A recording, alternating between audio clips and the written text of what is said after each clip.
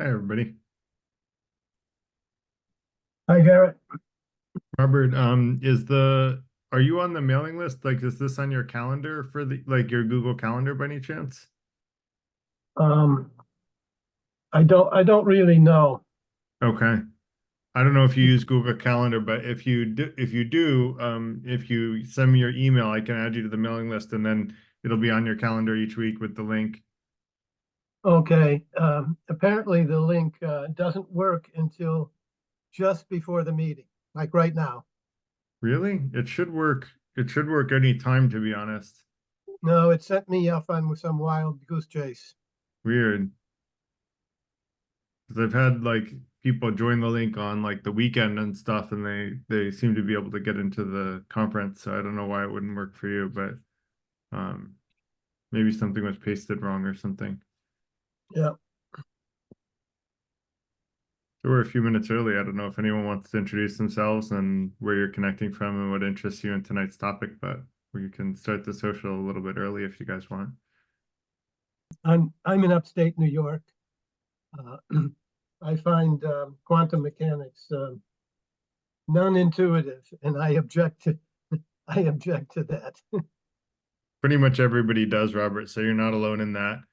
I'm probably one of the few people that thinks that it actually makes sense. But I'll try to explain why I think that. Um, and yeah. That would be great. Hey, Michael, Hey, Garrett, I just got here.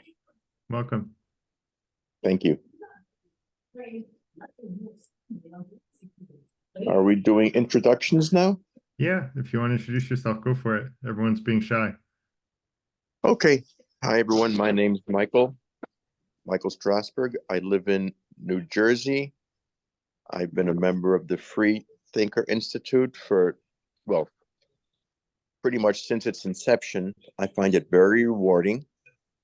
I find these Tuesday evening lectures and discourses and sharing very interesting and fulfilling, and as I said, very educational. And also, I find the Free Thinker Institute, where we members get together and we've formed a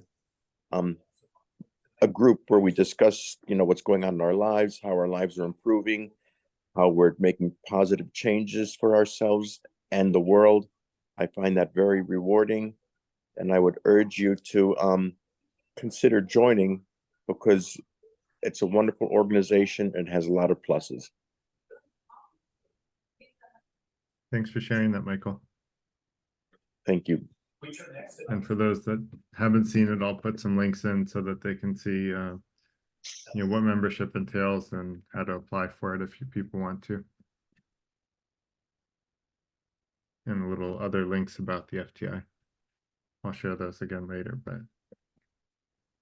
Hey everyone, hey, how are you, Sean? fine. Hi, everyone. Hi, Garrett. Hey, how are you, Jenny? Good to see you. Good to see you too. Hey, everyone. Hello. Hello. Hello, Garrett, everyone. Hey, how are you, David? Good to see you. How is the weather in Canada, David? It's still cold? Rainy and 12 degrees today. Okay. The weather in East Coast, I don't know, New York, where I live in Southbury today is 67. So Where's finally this? spring arrived, okay. We're in What is- Florida, where I am. It's 80 degrees today. You are in Toronto? No, Florida. You are in I'm in Florida. Okay, I Toronto. thought you are in New York. No, I moved from Texas, but today, Florida, 75, 80 degrees today. Wow. Yeah. Yay. Oh, that's tough. This is why retirees all moved to Florida. I know. This is why retirees turned blue state to a red hot state, man.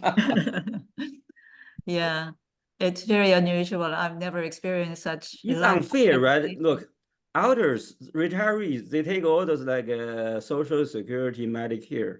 You know who made Social Security or Medicare is Democrat, is under Roosevelt, right? And the Republicans try to take it away, but it's still voted for Republicans. It's unbelievable. I'm Well, sorry to talk about politics here, okay? I'm doing both Social Security and Medicare. I'm up there in that age range, you know. Okay. So Same here. who's saying here? Who? Michael, Oh, hi, Michael. Yeah, I know. hey, Cindy. Yeah, Ginny, I'm I have to okay. say- Even though they take away Social Security, I'm okay. I don't need Social Security myself. I'm doing pretty good, okay? It's okay. I don't need to concern about Social Security. I Well, just good for concern those you. people who don't have it. You're just still a baby, you know. You're still a baby. I'm over 60. I'm not a baby, okay? Ginny, you're always so animated and I love seeing it. Oh, thank you. Well, you know, I'm in showbiz. What can I tell you, you know? Well, then, Serious, you're in show business or just a joke? What's that? You say you're in show business. Yes, I'm an actress. In fact, the latest thing I did was I did a Michelob commercial that was supposed to run during Super Bowl. You know. Wow.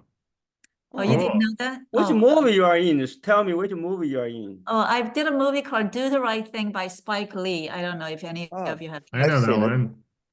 Yeah, Spike I'm in Lee, that okay. movie. We shot the entire movie in one block in Bedford-Stuyvesant for about, I worked on it for about 5 weeks. The whole thing shot in 6 or 7 weeks, but it's done quite well over the years. So, That was done in the 70s or something, wasn't it? no, it was shot in 88, premiered in 89. I saw it in the 90s. 90s? Yeah, Okay. I watched it in the 90s. Yeah, yeah.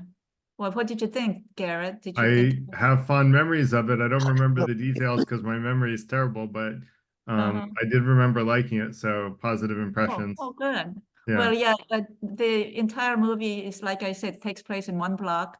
The Korean grocery store and then pizzeria across the street and the rest of the block. And I was the store owner in that, you know, Korean grocery store right there. Yeah. Well, Garrett, you know what they say? They may not remember what you said, but they will always remember the way they made you feel, the way you made them feel. You made Yep, them feel. that's a Maya Angelou quote. Is it? Maya Okay. Yep. Angelou? Yeah. Oh, okay. They won't always remember what you said, but they'll always remember how you made them feel. Huh. Pretty sure it's Maya Angelou, but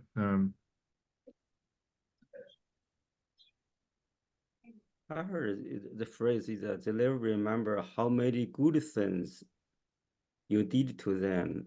However, yep. they would Maya, remember or never forget just one thing you did made them unhappy. I fact checked myself. It is Maya Angelou. Okay.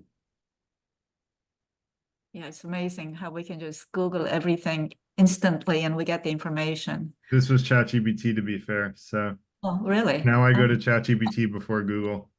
no kidding, Oh really? yeah, it's a good Huh. replacement for Google. That's why Google had what was called a code red, where they said, you know, our business model is at risk because of ChatGPT being able to answer things better than Google. Oh my God. Okay. Yeah, that's something I have not used, so that tells you You my age. Gotta play with it, Jenny. You gotta play with it. You'll love it. It's really incredible.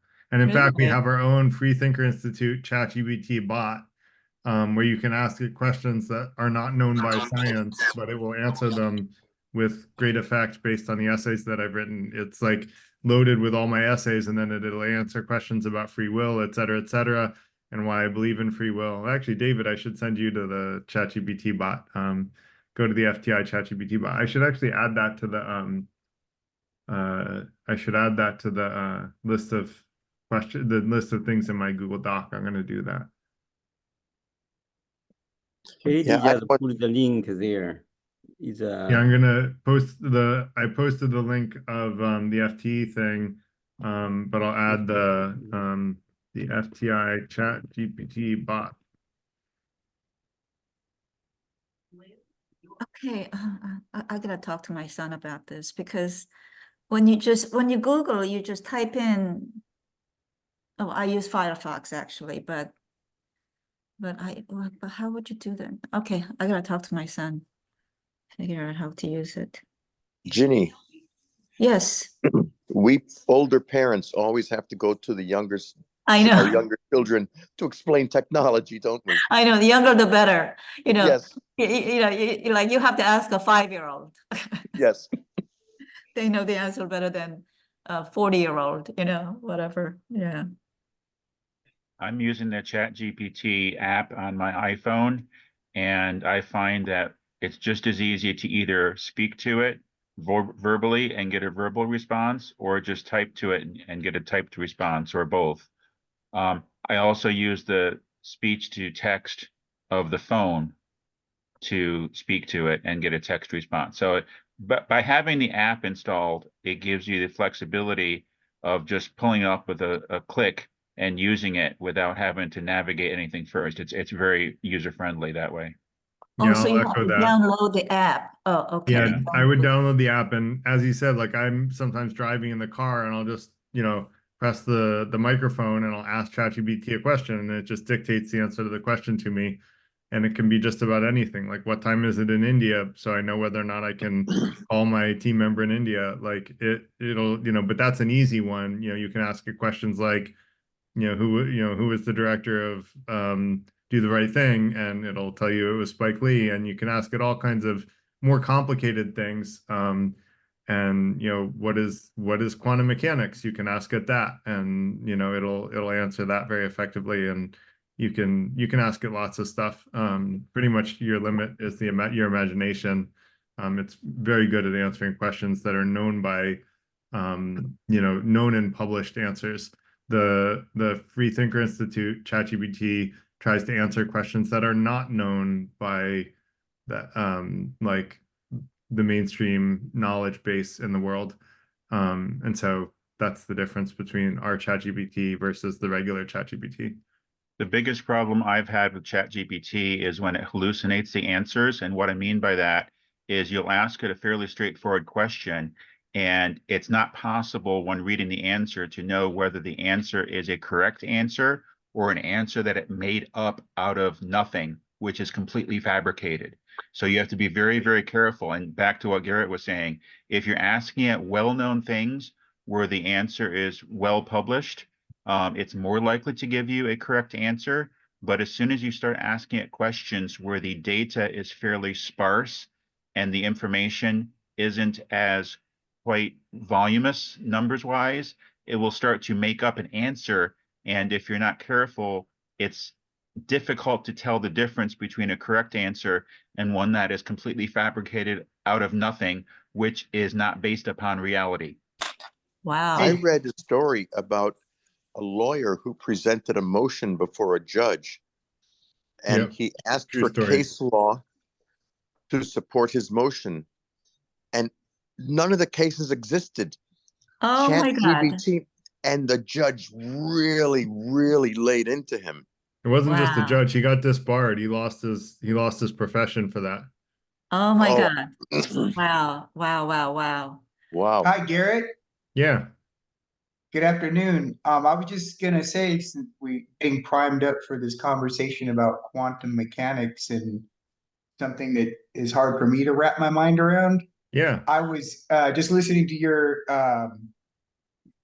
description of how wonderful your chat GTP is in comparison to another chat GTP. Oh, I don't think it's more wonderful. It just Well, answers no, different questions. no, I'm sorry. I apologize. I didn't mean to put any words in your mouth or make It's any okay. assumptions. I was just saying that a topic of discussion in the future, like trying to understand quantum physics, I've come to observe that understanding what it means to make the statement, it gives you excellent responses when you use Chat GTP versus, say, Google, how we did it in the past.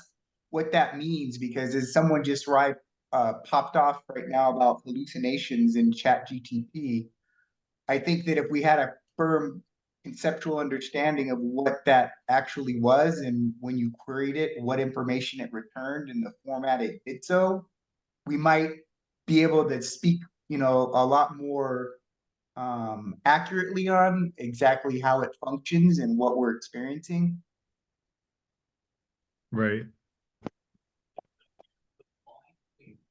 Yeah, so I guess my quick answer to that, although I think it may deserve its own session, Jameson, is that, you know, answers that map to reality and are logically defensible are good answers, even quite frankly, if they're like, if they're not commonly known, if they're accurate, then I would call it a good answer. Or if they're highly defendable, then I would call it a good answer.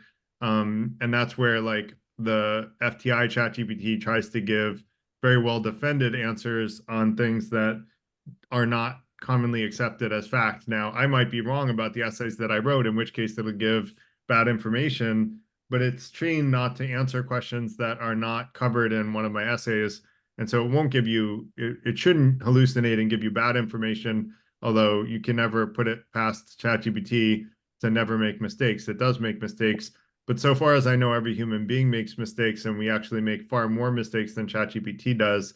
If I look at my usage of ChatGPT and I look at comparing that to the people that I've known in my life, the humans make more mistakes than ChatGPT does, although ChatGPT does make mistakes. But it's good to compare apples to apples rather than think that AI is suddenly a perfect being that can get everything right. I'm going to try to reiterate my argument on defending free will, which I basically make, I think, a good argument that there is no perfect black box that can get every answer right. It just simply doesn't exist. And it mathematically is impossible for it to exist. And so if that's true, then we have to accept that everything has flaws. And the question is this better than the things that we use today? And I'd argue ChatGPT is better than the things we use today. And I think when they start to study it, the same way that people go, Wikipedia is a bad source, you shouldn't be able to cite Wikipedia. Well, studies have shown Wikipedia is as accurate as Encyclopedia Britannica for all of the articles that actually have a reasonable amount of volume on them.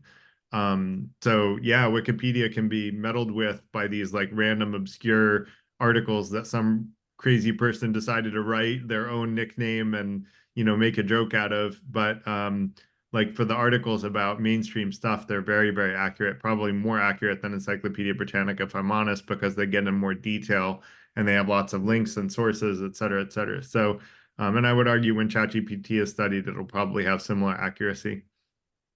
I believe that ChatGPT has another limitation. That is, it does not give brand names. I asked it this morning for a certain diet. It would not, it refused. It said seek elsewhere. And so I just did Google, and Google gives me brand names. Yeah. It may not give you links also. I haven't tried that. You know, they started doing that for a period of time where it would give its sources, but then they stopped doing it. And I was disappointed when they stopped, because I think that's the one downside of ChatGPT, is that it doesn't tell you its sources.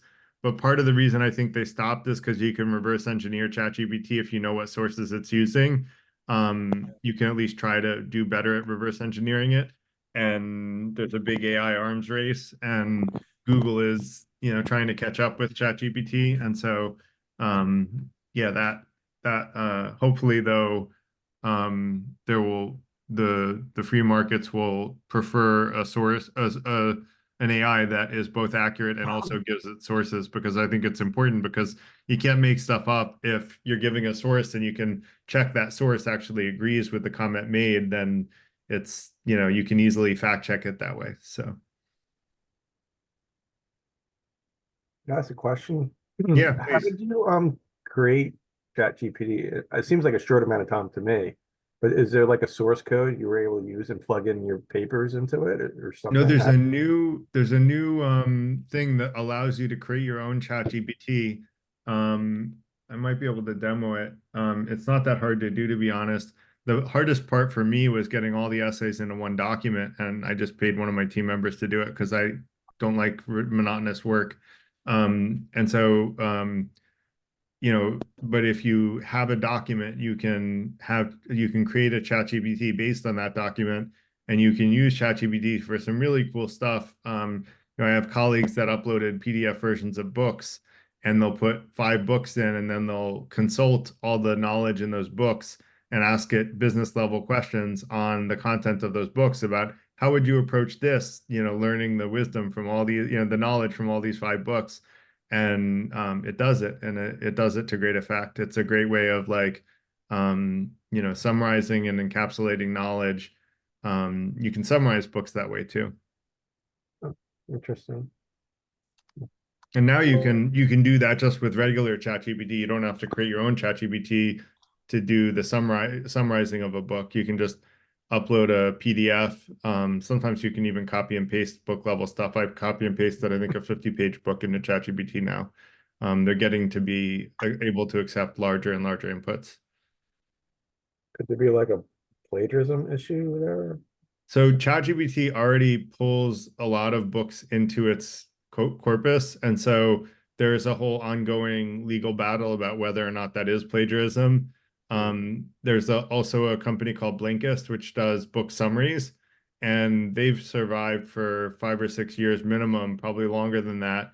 And what they do is they summarize the books, and it's considered a derivative work, so it's not plagiarism, it's a summary. And so the legal precedence so far has been, if you're not just reproducing the work, you're creating a derivative work, then that's okay. And that's always been the legal precedence. So I can't imagine why it would be any different with AI. But of course, ChatGPT has, OpenAI has very deep pockets, so people are going to try to sue them, and people are. But usually, for me, the legal precedence is on the side of this is okay as a way of using a body of knowledge. But I also do empathize with the authors because it can make less people buy the books. But so can every other summary of a book ever written. So, so can the sleeve of a book theoretically, right? And authors put the sleeve of the book on the book themselves.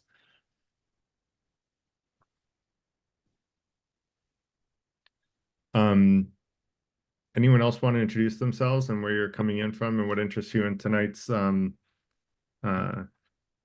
topic? Yeah, hi, I'm Claudio. I attended several of your meetups. Yeah, you're familiar. Yes, I need to leave at 8 p.m. because I have to go play hockey. I have to leave at 9 o'clock. I have a hockey game. I'll be able. I wanted to stay for the whole meetup, but No I have worries. a You'll yeah. you'll get to see the presentation. I think it's actually pretty short.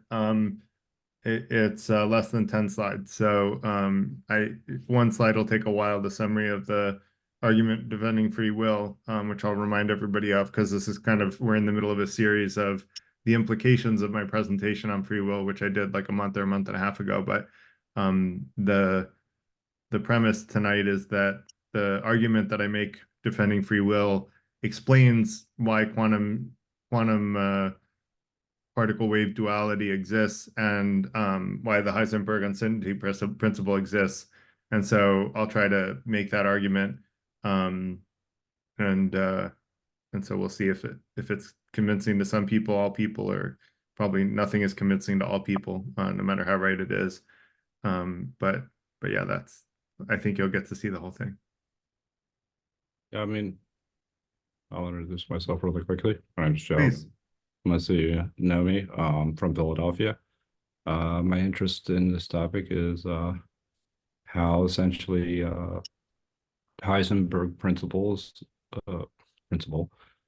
can basically counters classical notions of determinism. So anyway, I'll leave it there. Hi, I'm John Postaver from Sudbury, Massachusetts, and I'm just recently getting into understanding quantum mechanics. I've been watching some videos by Sean Carroll, very interesting. And so, anything that you can add to help me along, that's what I'm interested in. Cool. Well, I'm going to present stuff that is not commonly known or accepted, depending on whether or not you agree with me or not. So I'll have a new perspective, at least according to ChatGPT, it's a new perspective, and ChatGPT knows more than any human that I know, but it's possible that it doesn't know certain things are out there, but so far as I know, it's a novel perspective, and we'll see if you find it convincing or not. That'll be up to you. Okay. Good. Be interesting then. Cool. Well, let's go ahead and get started if that's okay with people. Let me first start with the introduction because a bunch of you introduced yourselves. I should introduce myself as the host, right? My name's Garrett Lang. I'm a software developer turned software inventor. That's what I did most of my career, a little over 20 years.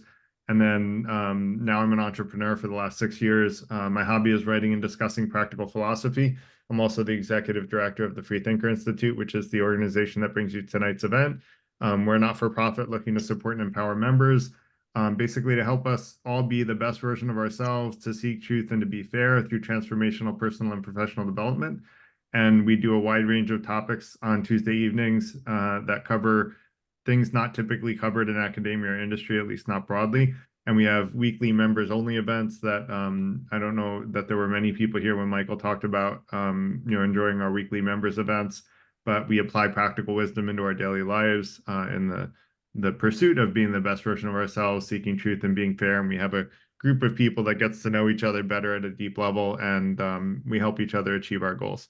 And then we have only one rule, which I'll mention, and I always mention it, but we also have people be very good at following it. And the only rule we have in the FTI is to remain polite. All ideas are welcome, no matter how unsavory, quite frankly, as long as they're said politely. Now, if it's an unsavory idea, we may try to logically convince that person that it's not a good idea. But people are welcome to share whatever opinions they want. We want diverse thoughts and ideas. And then ultimately, we'll have everybody make their own mind up on what to believe. That's what free thinking is all about. But we do want people to remain polite, because that's what keeps us in the logical part of the brain, so that we're thinking straight and we can better discern fact from fiction and wisdom from folly using our critical thinking skills. And I'm alluding to a couple of what we call the 5 intentions in the FTI, which are our common values. And for people that want to learn more about those, I'll put some links or a link which has a bunch of links about the FTI, including our website, which includes the 5 intentions. Oh, thank you, Kay. I forgot to make our typical co-host, so let me go about doing that. Let me see. I have to, and I also have to harden the I have to secure the room so that if we get Zoom bombers, that we can deal with them more effectively. So we do occasionally get Zoom bombers here. So bear with me 1 second. You want me to pretend to be a Zoom bomber, Garrett, just as a sort of a drill? No. But thank you. I'll make you a co-host instead, so that you can boot out any Zoom bombers that come. And I'm making a bunch of other people co-hosts too. So we have a nice team of volunteers that help us defend ourselves against Zoom bombers. If I missed anyone, feel free to DM me, but I think I got the typical group of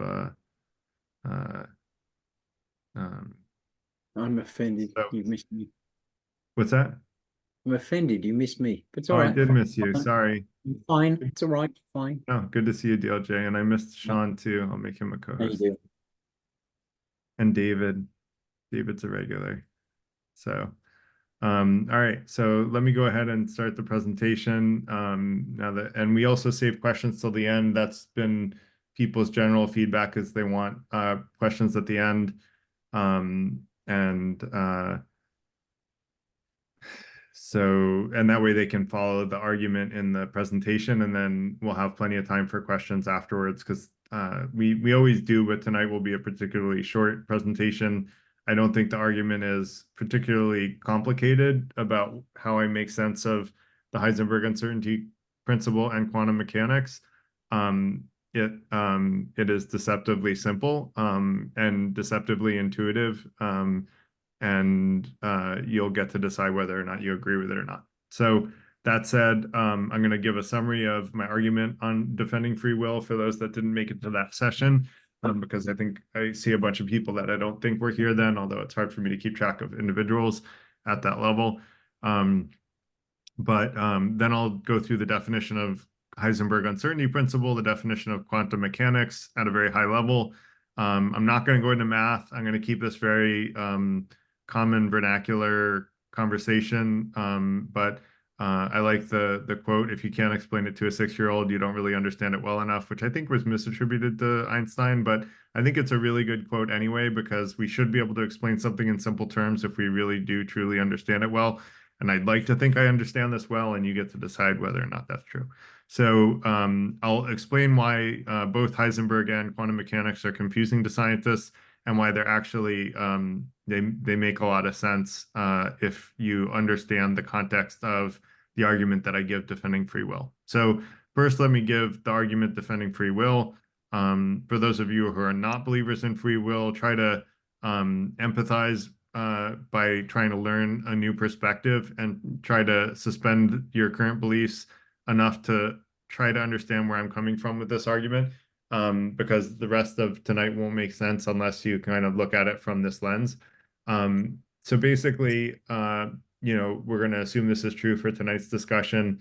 But once we get into Q&A, you're welcome to not assume it's true, and you're welcome to challenge this. Although I will say this is a very high-level summary. It took me about an hour to present this the night that I presented it with a lot of detail.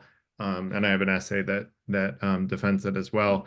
So the first thing is I use Gödel's incompleteness theorem, which is basically a theorem that says that there's only one of two things is true about logical systems or knowledge bases.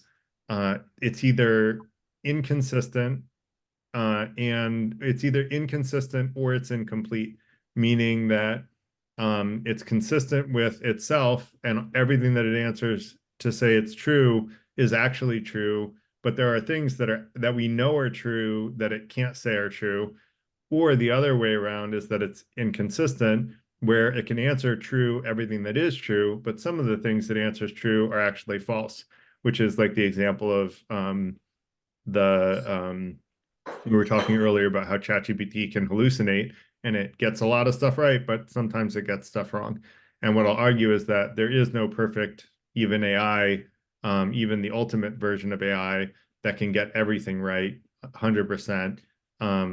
And so basically that's what Gödel's incompleteness theorem was like. When I first learned about it, I realized that that's what it implied, and I went about trying to prove Gödel wrong. Well, in that battle, Gödel won, and I was ultimately convinced that I was wrong, and my belief as a determinist atheist was actually incorrect, and I changed my opinion because of Gödel's incompleteness theorem.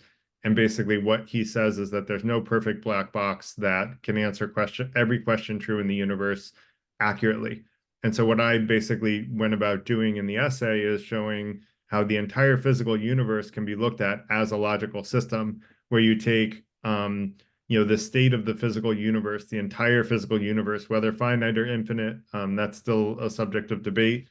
I personally think it's infinite, but whether you think it's finite or infinite, the entire state of the universe at the current moment in time, and then you look at the laws of physics that are acting on that state of the universe, and they sort of move mass energy, the rules. And when I say the laws of physics, I don't mean our understanding of the laws of physics. I mean the laws themselves that act on the physical universe.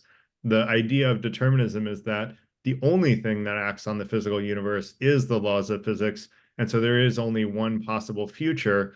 But actually, if you look at the mathematical function of taking the current state of the universe till the next Planck length of time, the smallest unit of time knowable, like that's been discovered so far, or take an even smaller one if it ever exists, and you take the laws of physics acting on the state of the universe, if the laws of physics could accurately predict the next moment in time, then it would answer every single question knowable if our universe is entirely physical. And therefore, it is a perfect black box. But actually, Gödel proved that no perfect black box exists.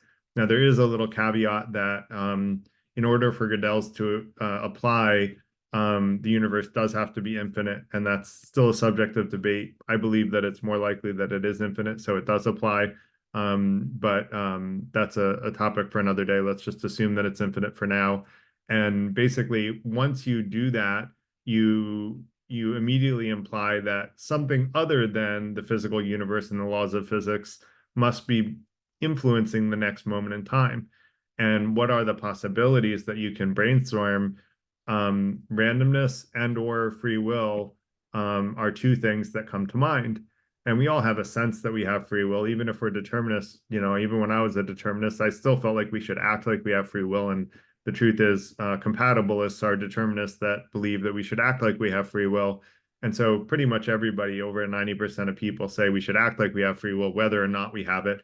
And interestingly, the majority of philosophers would say that we don't have it, but we should still act like we have it.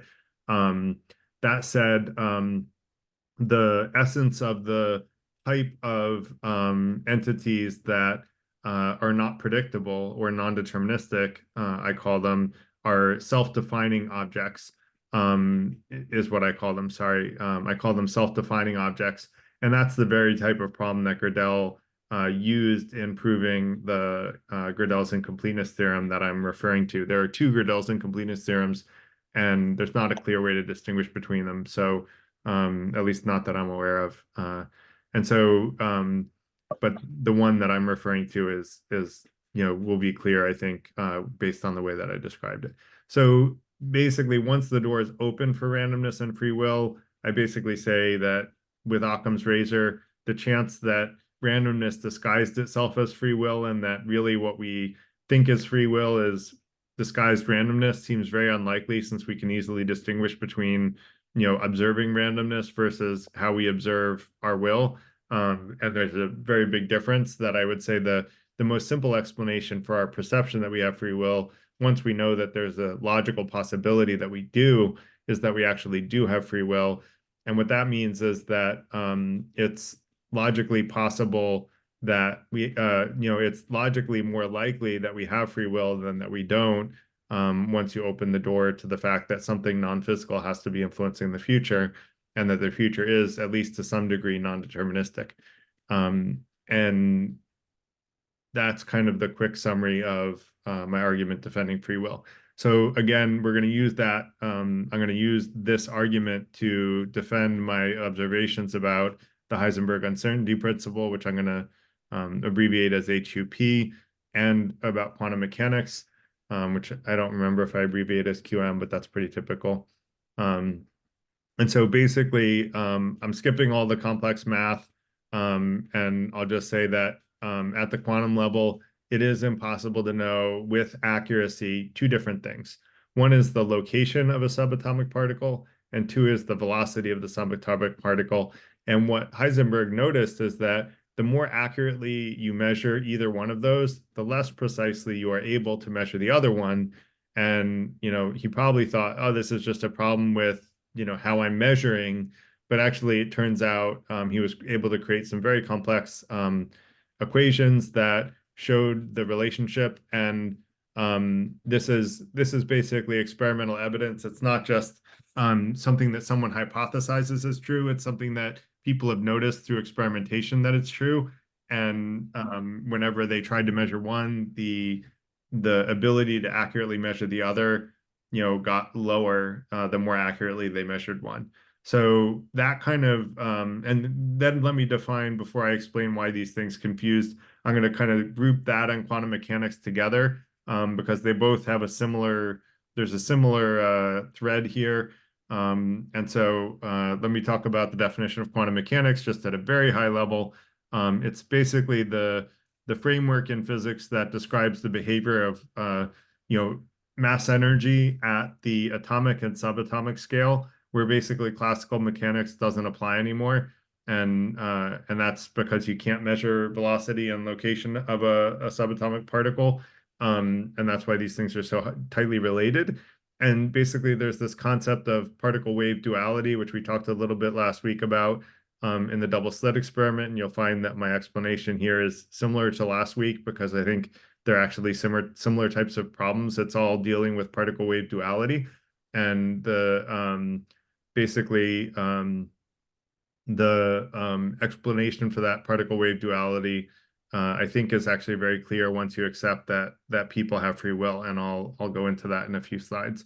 So basically, there's been a lot of you know, research done in quantum mechanics because it has been so confusing to scientists. And let's talk about why it's been so confusing. Well, classical mechanics, I mean, you throw a baseball, you can measure the trajectory of the baseball and you know the velocity and position of the baseball, and you're going to know exactly where it lands if you know enough about that macroeconomic thing. And so the question is, well, why is it that at very small scale, that's no longer true? Like we can't measure the velocity and location of a subatomic particle both at the same time, the same way we can with a baseball. Well, why should the laws of physics change at the quantum scale? Most scientists are determinists, and so this feels sort of illogical, right? Why would the same laws of physics not apply at the quantum level as apply at the macro level? Well, I will say that I think there is a good reason for that, and I'll go into that in the next slide. Now, experimental evidence, though, shows that this is reality, and actually, interestingly, Einstein famously said, God does not play with dice. He went about trying to prove the Heisenberg Uncertainty Principle wrong. He was like, no, this is crazy. Like this says there's this randomness stuff, and like you can't, how could you not be able to predict both velocity and location, because there's only the laws of physics here. God doesn't play dice, meaning God doesn't allow randomness to exist in the world. He didn't even consider free will, I don't think. Or if he did, it was a deterministic free will. So it's not free will in the sense of freedom that we would think of freedom as in you get the choice to make decisions between A and B. Einstein was a high scientist. So the idea of free will, while he was very philosophically inclined, I don't think he was necessarily an advocate of libertarian free will. He was a scientist, and most scientists are determinists. And so Einstein did go about trying to prove Heisenberg wrong, but Heisenberg actually had good explanations about why Einstein's thought experiments, he had 2 of them trying to prove Heisenberg Uncertainty Principle wrong. I'm not going to go into those in detail because it's really more of a digression. Let's see if there's anything else in my notes. I've been just ad hocing it.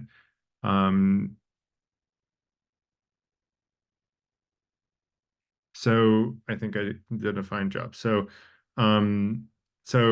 then I'm going to go into why is it intuitive that you can't measure velocity and position at the quantum level. And basically, quantum indeterminacy means that you can't deterministically measure quantum particles. And that's where quantum mechanics encounters particle wave duality, where something acts like a wave until it's detected. And once it's detected, it acts like a particle. And this kind of confuses people. Why would the act of detection make any difference on how physical mass energy behaves? And actually, there's a very simple explanation, is that until you actually measure something in a way that is observable, it could still be impacted by a free will decision or randomness potentially. And because of that, the exact velocity and location are not determined. And if you measure the location, you don't necessarily know where it's going to go next, because something could influence it right after you measure it and change the velocity, immediately. And so because of the possible ability for randomness and or free will to non-deterministically influence things, you can't nail down both velocity and location, because there's still a possibility of having something impacted. And so for me, that kind of explains the particle wave duality, where something behaves as a wave before it's detected, but once it's detected at that point in time, but it's only a point in time, mind you, and a Planck length after that point, which is required, and a Planck length before that point, like it could still have been impacted by something else. And so the velocity requires more than one point in time to be measured. And so if you're measuring the location, you can only measure the location, and measuring the location over time, the reason it gets harder is because you can't predict what could happen to it at the next moment in time, because the future is not entirely predictable. Because we know that based on Gödel, there are forces that influence the future that are unpredictable, non-deterministic. and that's randomness and or free will. So the concept of free will actually has a very simple and intuitive, in my opinion, explanation for why the Heisenberg uncertainty principle and quantum indeterminacy exist. And when I looked at that up, I mentioned earlier that I looked that up in ChatGPT, and it doesn't seem like anyone has made that hypothesis. I think it's a fairly solid one, but I'll look forward to the conversation. We started 10 minutes late, so this was the 20-minute presentation, which is one of the shorter ones we have here. And I did that intentionally because I don't think it's rocket science. I do think it's controversial, and so it requires more conversation than it requires presentation. So I want to let people raise their hands, and we're going to go into the Q&A. I would like to know if people are willing to write it in the chat. Was this helpful? Do you feel like you learned something? Was it a new perspective that you haven't heard before, whether you agree with it or not? And then I would be curious to know who agrees with it and who doesn't. And both of those things are valuable. Hearing a new perspective that you don't agree with is also valuable. Hearing one you agree with is even more valuable. That said, I guess let me I'm just going to try to catch up. By the way, guys, I don't necessarily follow the text chat. And so what I'll ask for the moderators is if you guys see something in the text chat that we should bring up, then bring it up, like raise your hand, and like let's have it be brought up by voice so that I can actually pay attention to it. But I generally focus on the people that are raising their hands and talking. The other thing is we have some general guidelines to keep the conversation going smoothly. We want to limit comments or questions to one comment or question at a time per time you raise your hand, and the length of that statement or question should be less than 2 or 3 minutes long. So try to think about what you want to say before you say it, because we have a large group and we want to let everybody talk. If you want to respond to what someone else just said, it doesn't have to only be a conversation between me and that person. Like, everybody is welcome to come in.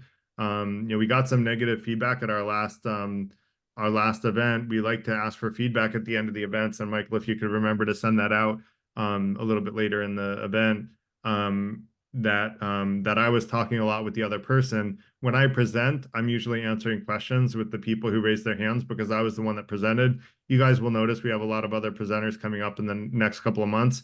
I'm very quiet in those events because I'm not presenting, and it should be the presenter that talks with people the most because they're presenting and they should answer the questions. But I also want to invite and welcome everybody to participate and have back and forth. But if you're responding to what someone just said, make sure it's a response to what they said. Either share your opinion, or better yet, ask them a question about where they're coming from to understand their perspective. And try to limit those to less than 20 seconds because we want to let everybody have a chance to talk again. So that said, Claudio, go ahead.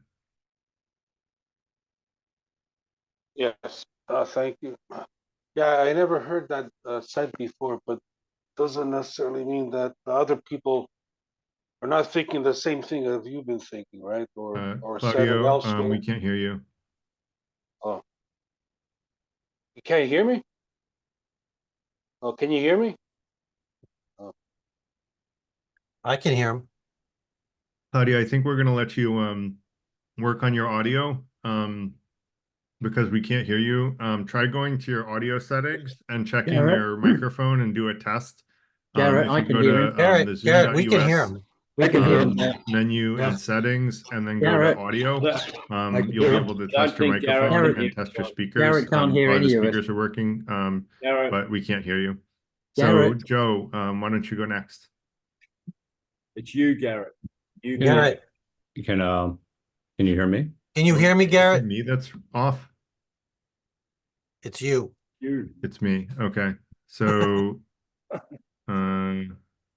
that's Can you weird. hear me now? Okay, now I can hear you.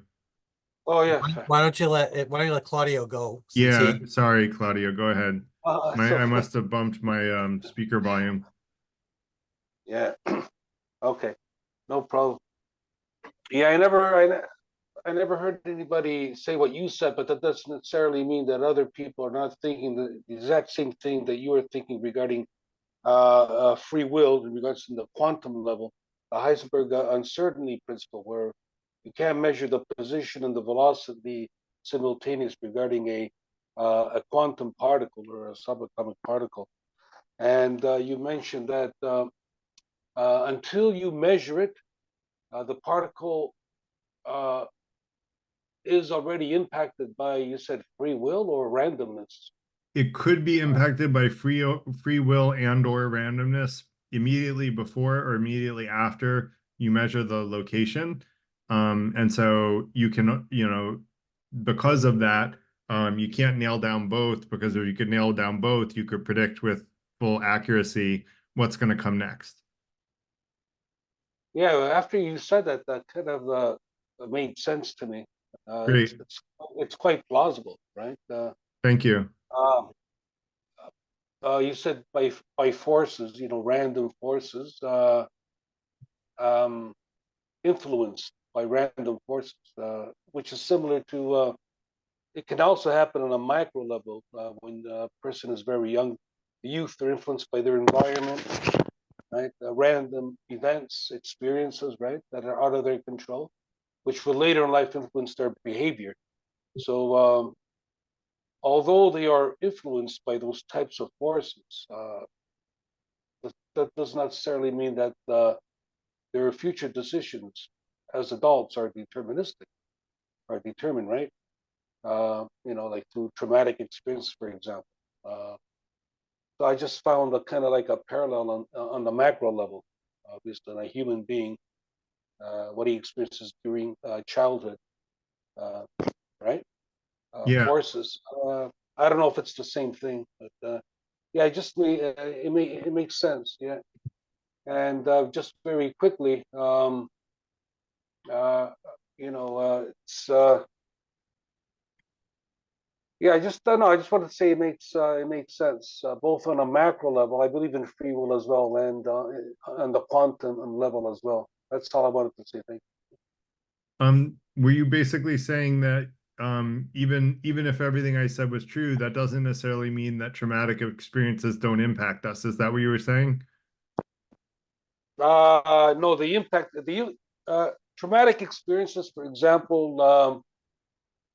What we experience during childhood, whether it's abuse, verbal, physical, or isolation, whatever, it influences your free will. It may make some people less freer than others, but it doesn't determine your behavior later in life, because some people can overcome their experiences and become decent human beings.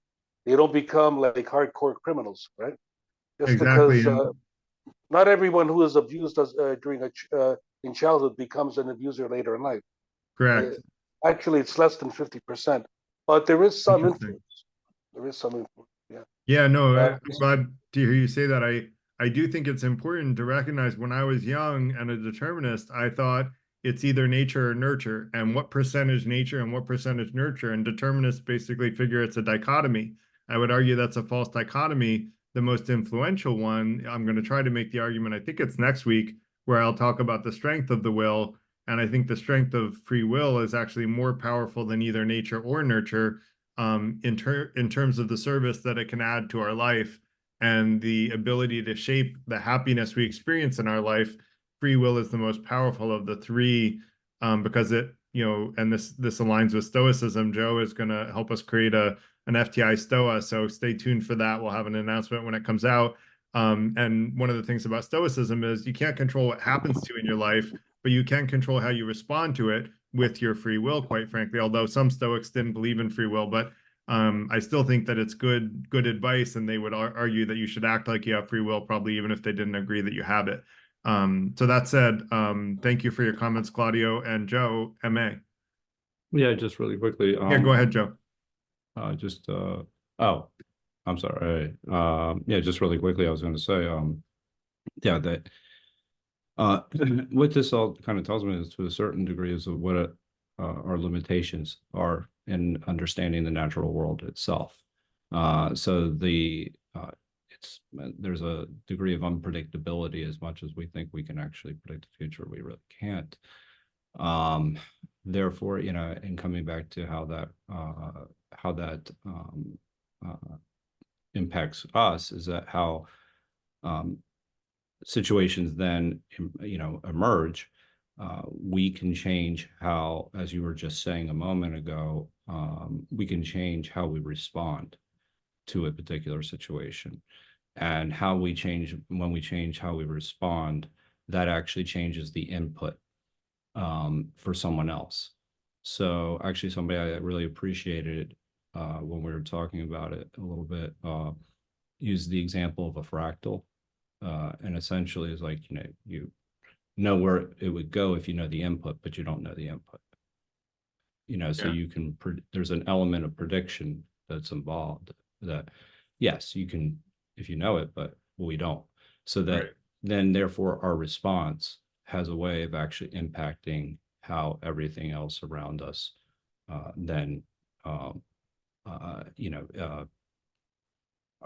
basically how we can change the world in a very small way. So anyway, I think more importantly, it changes the input for everybody. And also it really proves the limits of our understanding. So yeah, and that's actually that goes back to the presentation I gave on how science is compatible with what I call non-science, which is religion and inconsistent philosophy and spirituality. But that's another topic that we should probably repeat because I think we lost that video. So Joe from Massachusetts. Sorry, I confused I wasn't clear on which Joe I was calling. So Yeah, that's okay. So I got two comments. The first, my understanding of Gödel's incompleteness theorem is a little different than yours. My understanding kind of ties in with Turing's halting problem, and I don't know if people are familiar with that, but the idea of Gödel's incompleteness theorem, as I understand it, is not that the universe isn't deterministic. It's that the universe is unpredictable. So an example is if anyone's familiar with Conway's Game of Life, you can look that up. But an easier example for people who aren't familiar is the game of pawns in chess, where you remove all the pieces except for the pawns, and you create specific rules. For example, a pawn has to move forward or it has to capture. So it's a fully deterministic environment. But what you could show mathematically is that because of Gödel's incompleteness theorem, you can never predict the outcome. So that's one comment. And the second I wanted to make is, in terms of Heisenberg's uncertainty principle, it's momentum and position. If you don't mind, Joe, we want to keep it to one topic per time you raise your hand. So I would love to respond to the first one, and then let's have you raise your hand again. I definitely want to hear the other thing you have to say because the first one was really good. But we want to keep it to one comment per hand raised, just so we can get through all the hands. So just go ahead and raise your hand again right away, and then you'll go right back into line. So for Gödel's incompleteness theorem, it does relate to the halting problem.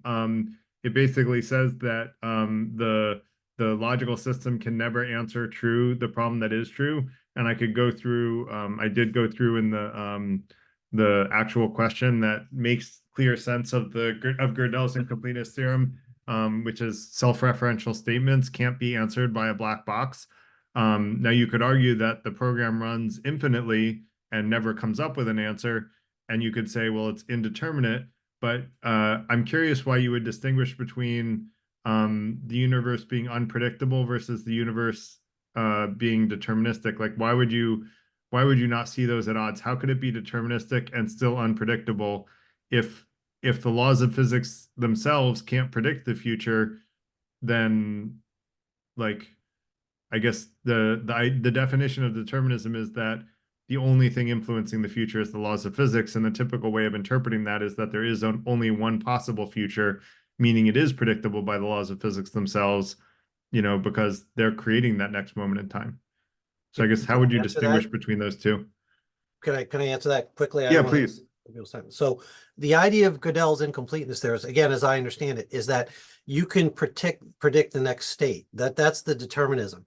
What you can't predict is the ultimate outcome. So for example, that's why it's the Turing's halting problem, right? You don't know if a system will either stop or continue indefinitely, but you can never predict that unless you actually run through the actual simulation, right? So it doesn't mean we're deterministic. It's just that you can't look at your state today and predict what state X plus 10 is. You can predict what x plus 1 is, but the only way of getting to x plus 10 or x plus 100 or x plus 1,000 and so on is by actually executing and running the system. That's what my understanding of Gödel's incompleteness theorem is. So it's not that the universe is not deterministic, it's that it's unpredictable. The only way of getting to the ultimate steps is by going one at a time, right? I can't look at my current state and say, in 10 years, I'm going to be like this.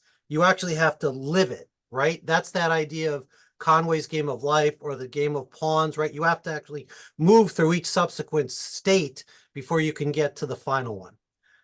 So using induction, if you can prove one step forward, you could prove as many steps forward as you want, as long as you can prove one step forward generically. So I guess, I would go ahead. That's what Gödel's incompleteness theorem says you can't do. That's what it's saying you can't do. You can never represent the full initial state. Like it has to be the universe. Right.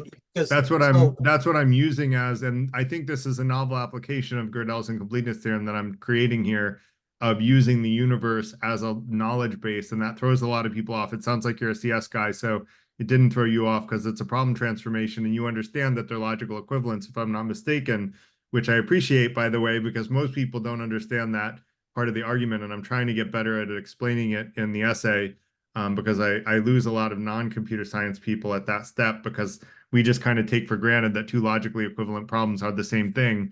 But Gödel's actually says you can't even predict the step number one. Like you can create a question that Gödel's black box cannot answer true. Like it is impossible for the black box to answer that question true, which if using the problem transformation that I did of the laws of the universe, the very laws of physics themselves, not our understanding of them, but the laws of physics ourselves are actually incapable of bringing about the next moment in time without other forces, influencing that next moment in time, according to if my application of Gödel's is correct.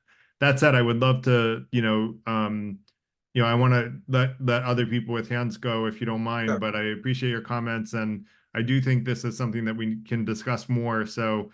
And I would love to hear your second question. So definitely raise your hand again, because I do want to hear it. Ella, go ahead. Well, yes, actually, I was going to bring up some of those points, but they were covered very well. I'll just, it sounded like originally what you were saying, Garrett, you were leaving some things to be predictability. And that's been discussed further and developed further by Joe from Massachusetts and so forth.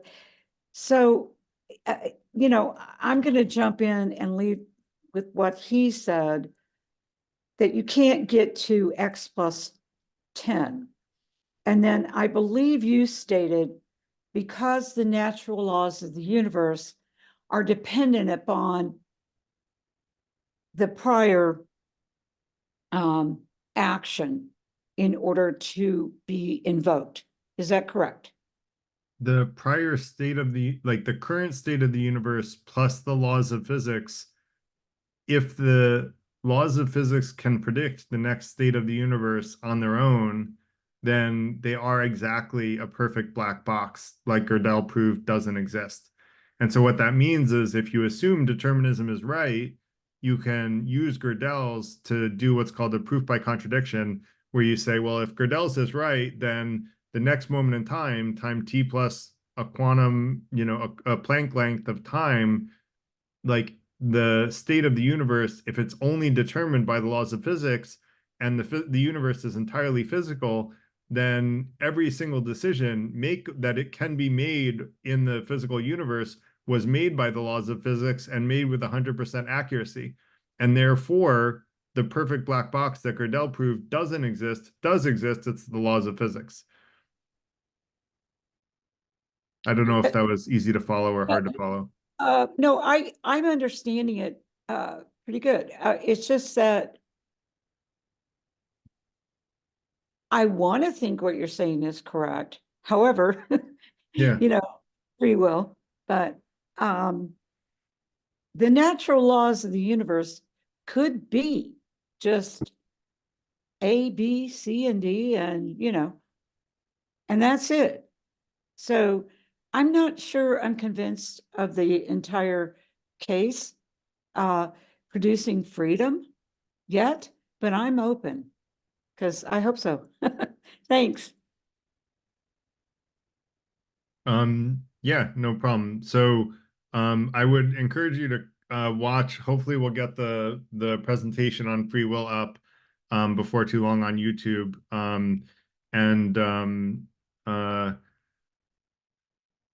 I don't know, Kay, when you were sharing your screen, that actually showed the time clock. I thought that worked really well. If you can do that again.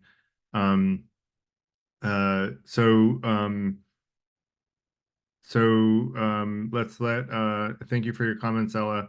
And David, go ahead, David Schreier.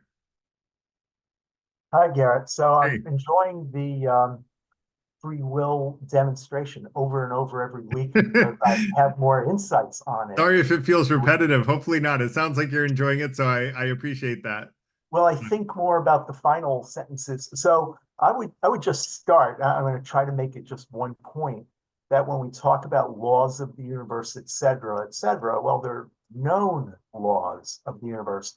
I worked a while ago, I guess 15 years ago, on what constitutes an event, how an event is created, and not really knowing much about quantum and physics, et cetera. And it just seemed to me that there were a lot of pressures that would create or constitute and contribute to creating an event. And specifically in the context of what you're talking about for free will, I would say you could have a forward time flow, which we're all familiar with, the arrow of time, et cetera. But you could have backwards time flows, and you could have, flows composed of two vectors, and all contributing to an event, all contributing to making the next thing happen. Whereas in our own little world, we just see the past, boom, the event. And that's my take on what could account for what you would call non-determinism. I would say someone else could say there's many determinisms at work. We know of only one. And I don't think that this is an argument against free will, but I think if we take other possible flows into an account, we could still, obviously if we know more how things work, figure out some sort of mechanistic behavior for how things happen. Yeah, we do have a lot of mechanistic insights. Oh, sorry. Okay, I just realized why. Okay, hang on one second. Sorry, give me 1 second. I have a moderation thing to do. Okay, so we do recognize that a lot of the world works, at the macro level in very deterministic ways. If you look at things that don't have free will, it's generally pretty deterministic, and most, like the throwing of a baseball is pretty deterministic. Now, you said something seeming to imply that what I was referring to was our understanding of the laws of physics, and I'm sorry if I wasn't clear there. What I was referring to with Gödel's and the universe and the laws of physics was the abstraction of the actual laws, not anything to do with our understanding of them. Like we could understand caveman level physics, it doesn't matter. It's a logical implication of the actual laws themselves, whatever they may be, however they may look, whatever, we could completely misunderstand them. It doesn't matter. What Gödel's lets us do is abstract in whatever the laws of physics are, as long as they don't change over time. And so far as I'm aware, we have no evidence that the laws of physics are actually changing over time. I think that's called universalitarianism, but when I tried to look that up again later, I couldn't find that definition again, but that was what I remember it being called. So that's what, just to clarify, as far as backwards time flows, I'm gonna try to do a presentation on time. I haven't had time to write the essay on it. But I do think that time flows forward in one direction. I think it's the fourth dimension. I would love to, have a conversation on time with you sometime if that's a topic that you have a lot of expertise on. So I'll put my email in the chat, and if you want to reach out to co-host an event on time, I think that would be a good event to have. And I may not have my whole argument well thought out by then, but it's an important topic, and I think there's a false dichotomy in A series time and B series time written by Taggart in the early 20th century. And I think it's a false dichotomy. I don't think he was right about either one of those theories. So I'm going to try to come up with a third theory. That said, I don't know if you want to respond to any of that before we move on. Oh, the other thing I wanted to say is you said there may be many determinisms. Were you referring to the many worlds theory? No, it was very simply just imagine a simple backwards time flow. Got it. So A, B, C, then C, D, A, that's Yeah. it. And then at the event, you have some sort of struggle, if you will. There's probably a better analogy. Yeah, and in determinism, theoretically, there's nothing to stop things from flowing backwards in time. But I don't think that happens, but that's just my hypothesis so far, and I haven't been able to write the essay to defend that, so I will just say that I can't defend it. It's my intuition only so far. But we'll let's have a chat about it another time, and let's let David R. Share his opinion. I was going to talk, you mentioned self-defining objects, which I think is what the universe is made of.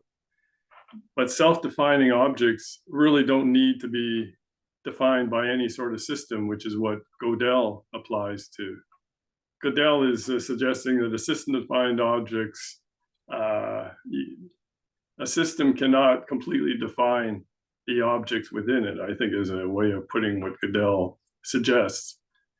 But in the case of self-defining objects, you don't need that constraint, that self-defining objects, which I believe the universe is made of, actually do not need to be defined by what Gödel would suggest.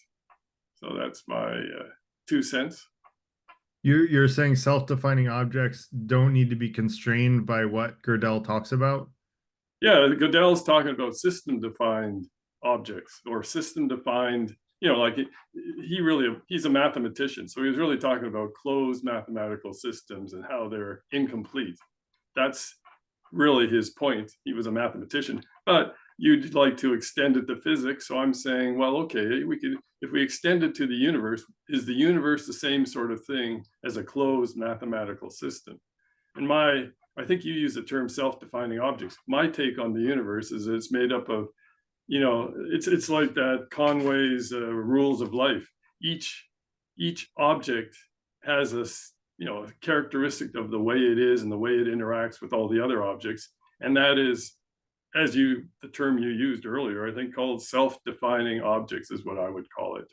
So right. So in that case, Gödel would not apply to the universe, but he does apply to math, which is what he knew best. Right. And what I did, and I forget his name, I think Joe from Massachusetts understood, and maybe we can go into it in more detail if people want, understood how I do a problem transformation to apply Gödel's mathematical algorithm to the universe and the laws of physics. What's interesting about what you said is that you're right that self-defining objects are a special case in Gödel's incompleteness theorem, but I don't think it's accurate to say they don't apply. In fact, if you read the explanations of Gödel's incompleteness theorem, they're very much focused on self-defining statements, and those are the statements that Gödel uses to prove his theorem in the first place. That's what his whole PhD thesis was about, is showing that a self-defining statement cannot be accurately answered by a consistent logical system. And therefore, if we consider the entities in the universe to be self-defining statements, the laws of physics themselves can't consistently say what will happen to those self-defining objects. Even the capital T, the laws of physics, can't decide it, because the capital T laws of physics, as we understand them, are consistent. And because they're consistent, they're limited in what they can prove true. And the very type of problem that they can't prove true are the self-defining problems. And therefore, they wouldn't be able to have insight into any objects that are actually self-defining. Does that make sense, David? My view would be that there are no laws of physics that define what the objects do. The objects self-define what they do, and we summarize what they do by what we call, quote, the laws of physics. It's a description we apply to the universe. There's no laws out there like policemen, I think, that say, hey, object A, you cannot do this. You have to be like a normal object A. There's no laws of physics in the universe. There are descriptions of what happens in the universe that we call the laws of physics, in my view. So I think self-defining entities, they know what they're doing without any laws telling them what to do. That's what makes up the universe, I believe. But I mean, if you look at the Earth revolving around the sun, like, doesn't the Earth revolve around the sun? And doesn't that relate to a relationship between the Earth and the sun? So the Earth is not defining its own trajectory. The Earth's trajectory is defined by its relationship to the sun. What happens between the Earth and the sun is defined by both of them. Right, but that's not a self-defining statement anymore. That's a relationship between two mass energy objects, and that relationship between two mass energy objects is what the laws of physics describe.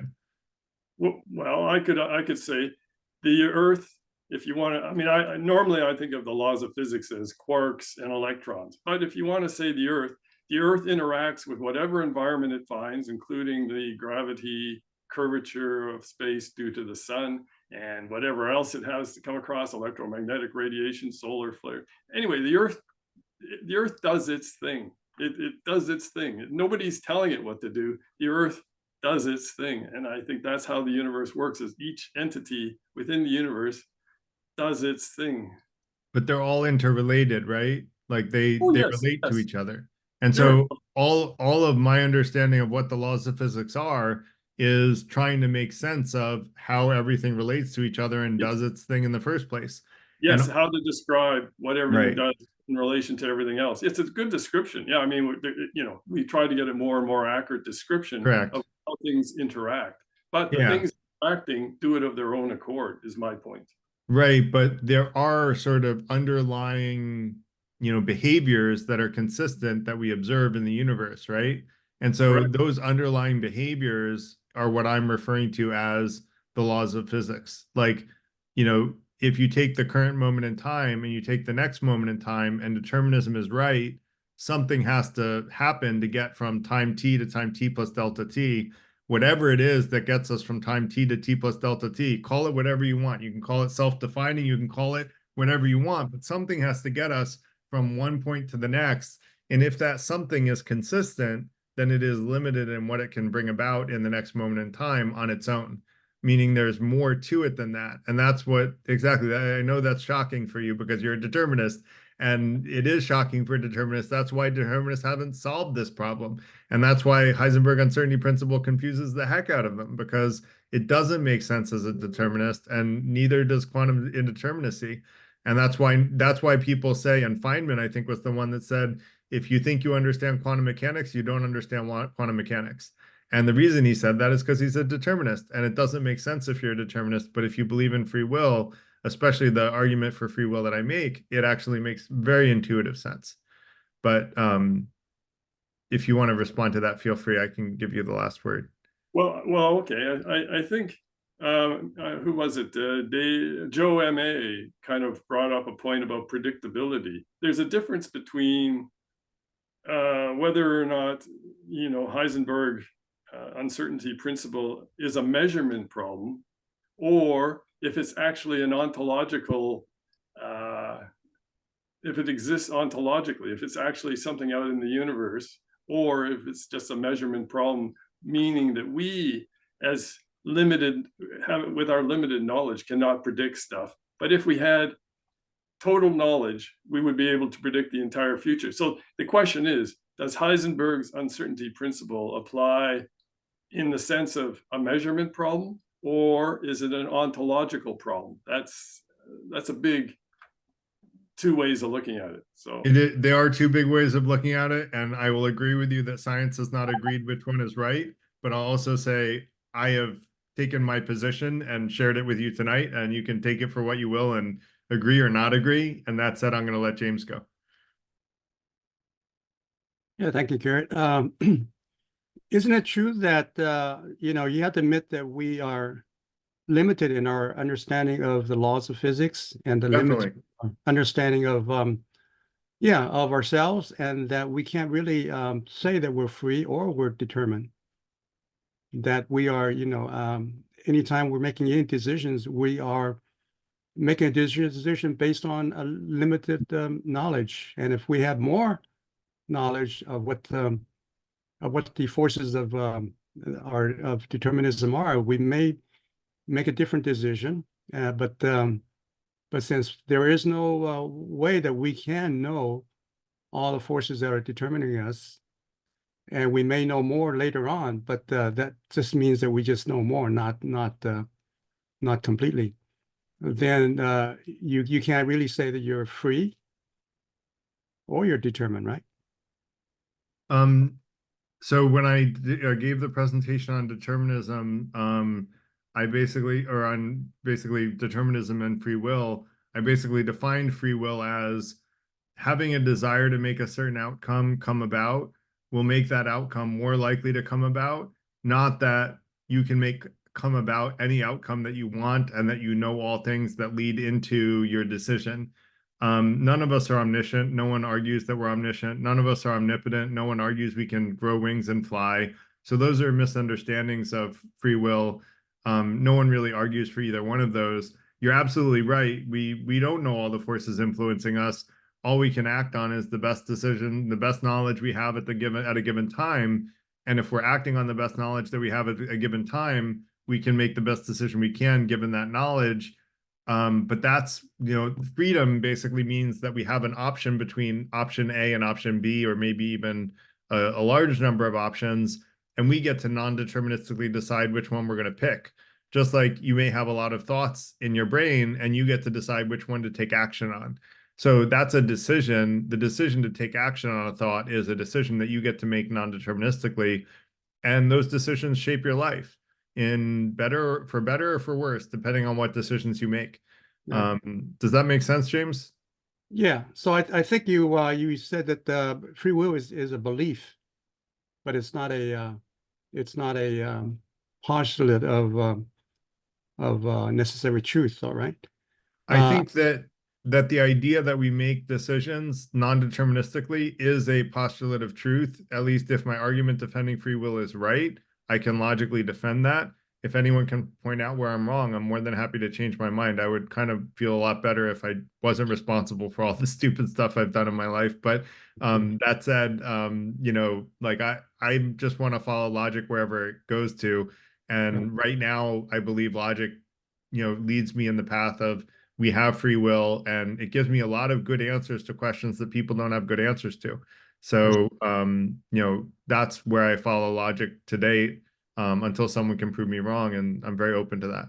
Yeah, it seems like instead of a belief in free will, it might be better to define what you mean by free will as maybe a creativity, being able to do something that is new and different from the way it's been done before.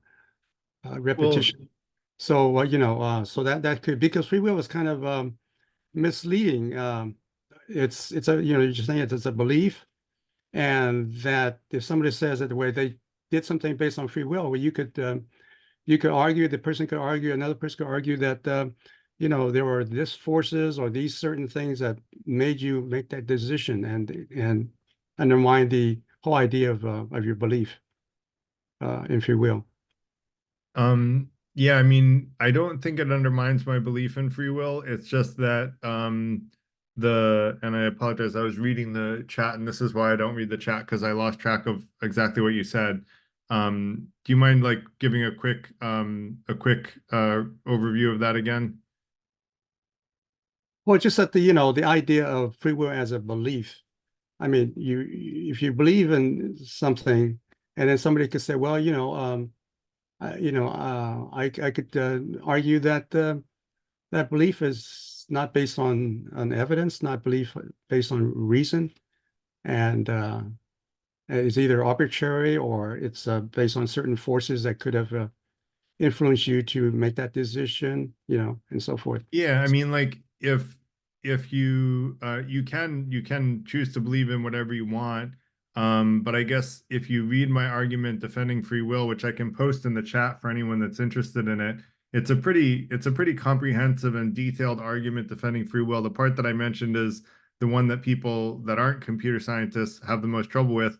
If you have friends that are computer scientists, ask them to explain that part to you, and I bet they will be able to explain it with enough time in a way that you'll understand it.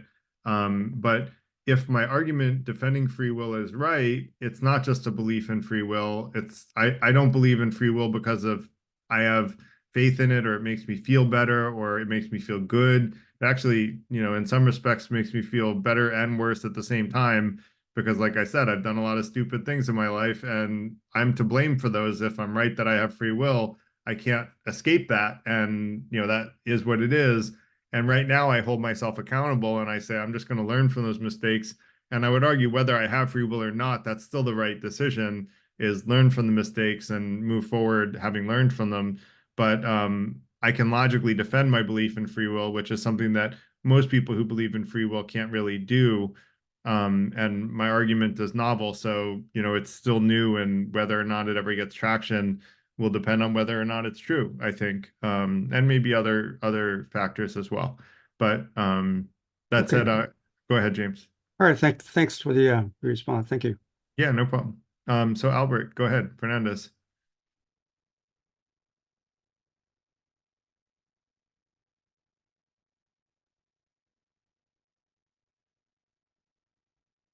Are you talking, Albert? Albert, you need to unmute.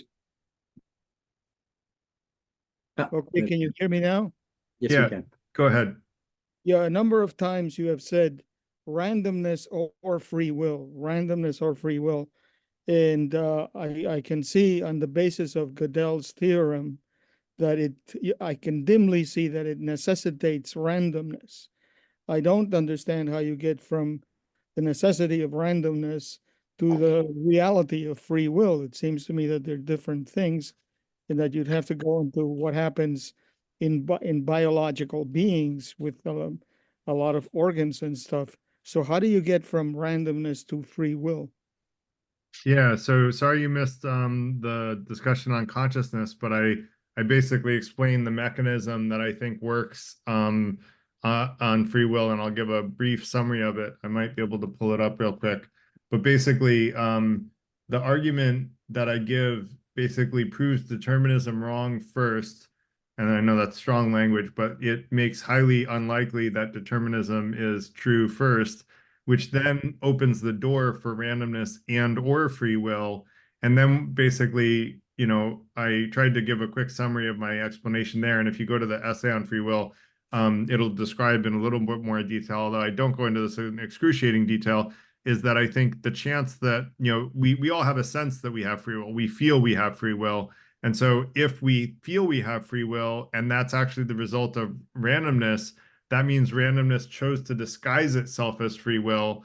And if you use Occam's razor, the chance that randomness would evolve to hide itself as free will, like true randomness, meaning non-deterministic randomness, if you know that it's equally likely that randomness and free will exist, or both of them exist, the simplest explanation, which is what Occam's razor says to use, is the one that explains the problem the simplest and most elegantly. And the fact that the idea that we actually have free will is the simplest and most elegant explanation for the fact that we think we do, once you entertain the possibility that randomness and free will both exist. Now, the reason I was a determinist atheist is science has made huge advancements since the Enlightenment, and we're tempted to think that science can eventually explain everything and that determinism is right, because if so, science will eventually answer all questions answerable. But what I logically showed using Gödel's is that that's actually not the case, that science is limited in what it can prove true because of its nature of being consistent. And so I hope that answers your question. Yeah, if I've understood your argument, um, Gödel's theorem allows for randomness and allows for free will. Correct. But you are more positive about free will. You assert it more because if we think we have free will, the simplest explanation for why we think that, given that randomness is possible, would be that we really have free will. Is that your argument? Yes, I would say I largely believe that randomness exists too. Certainly at the quantum level, because measurement seems to indicate that there is randomness at the quantum level. And so I think that there is randomness at the quantum level, but I think both randomness and free will exist, but I can defend free will better than the randomness. I just intuitively think that randomness exists, and I haven't spent the time to noodle on like how I can defend that, because feels kind of obvious to me, but that's not a good argument. So but yeah. But you're arguing for free will on the basis of Occam's razor. It's the Yes. simplest. Okay, that's what I wanted to ask. Yep, no problem. Thank you. Ella, go ahead. Sure, I guess I'm circling back again because sure, if we can't understand, and certainly we're not even close to understanding, the natural laws of the universe, how can we, with either of these theorems, how can we know that if an event occurs, it's not based on the natural laws at the given time? The force, if you throw a die, there should be 6 possibilities, right? Okay, and it lands on a 4. So there's 5 possibilities that it could have landed on 5 different numbers other than a 4. Okay, so basically, what I'm saying is maybe it's the way you threw the die on the table, the trajectory, the heat of your hand, the size of your hand, the surface, the table, the friction. Was it table smooth? Was it metal? Who knows what the laws of the universe actually are? So how can we jump to some sort of conclusion? And I admire that you're trying to do this, so please understand. Yeah, okay. It's just that we don't know the laws of the universe at all. Correct. So how do we predict anything, especially free will? Let me ask this. Do you think the laws of physics themselves, capital, all capitals, the laws of physics, not our understanding of them today, but the actual laws themselves, do you think that they change over time?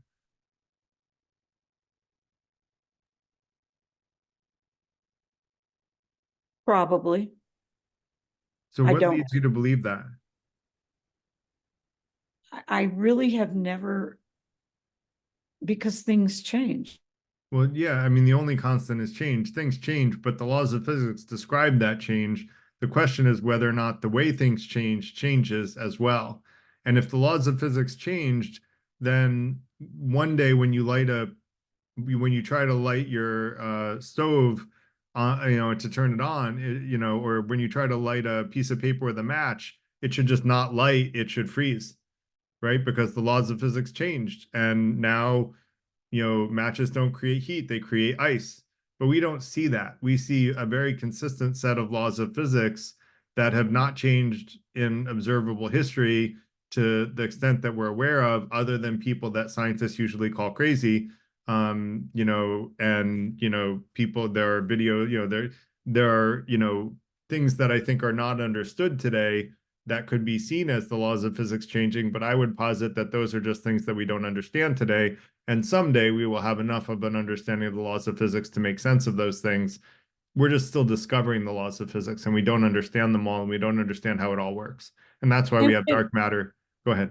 Yeah, I'm sorry. And I got kicked. I don't know what happened. I lost my Zoom for a moment, but I agree with you. I think I don't think we ever will know. I think it's very complex. I think we will know more and more. But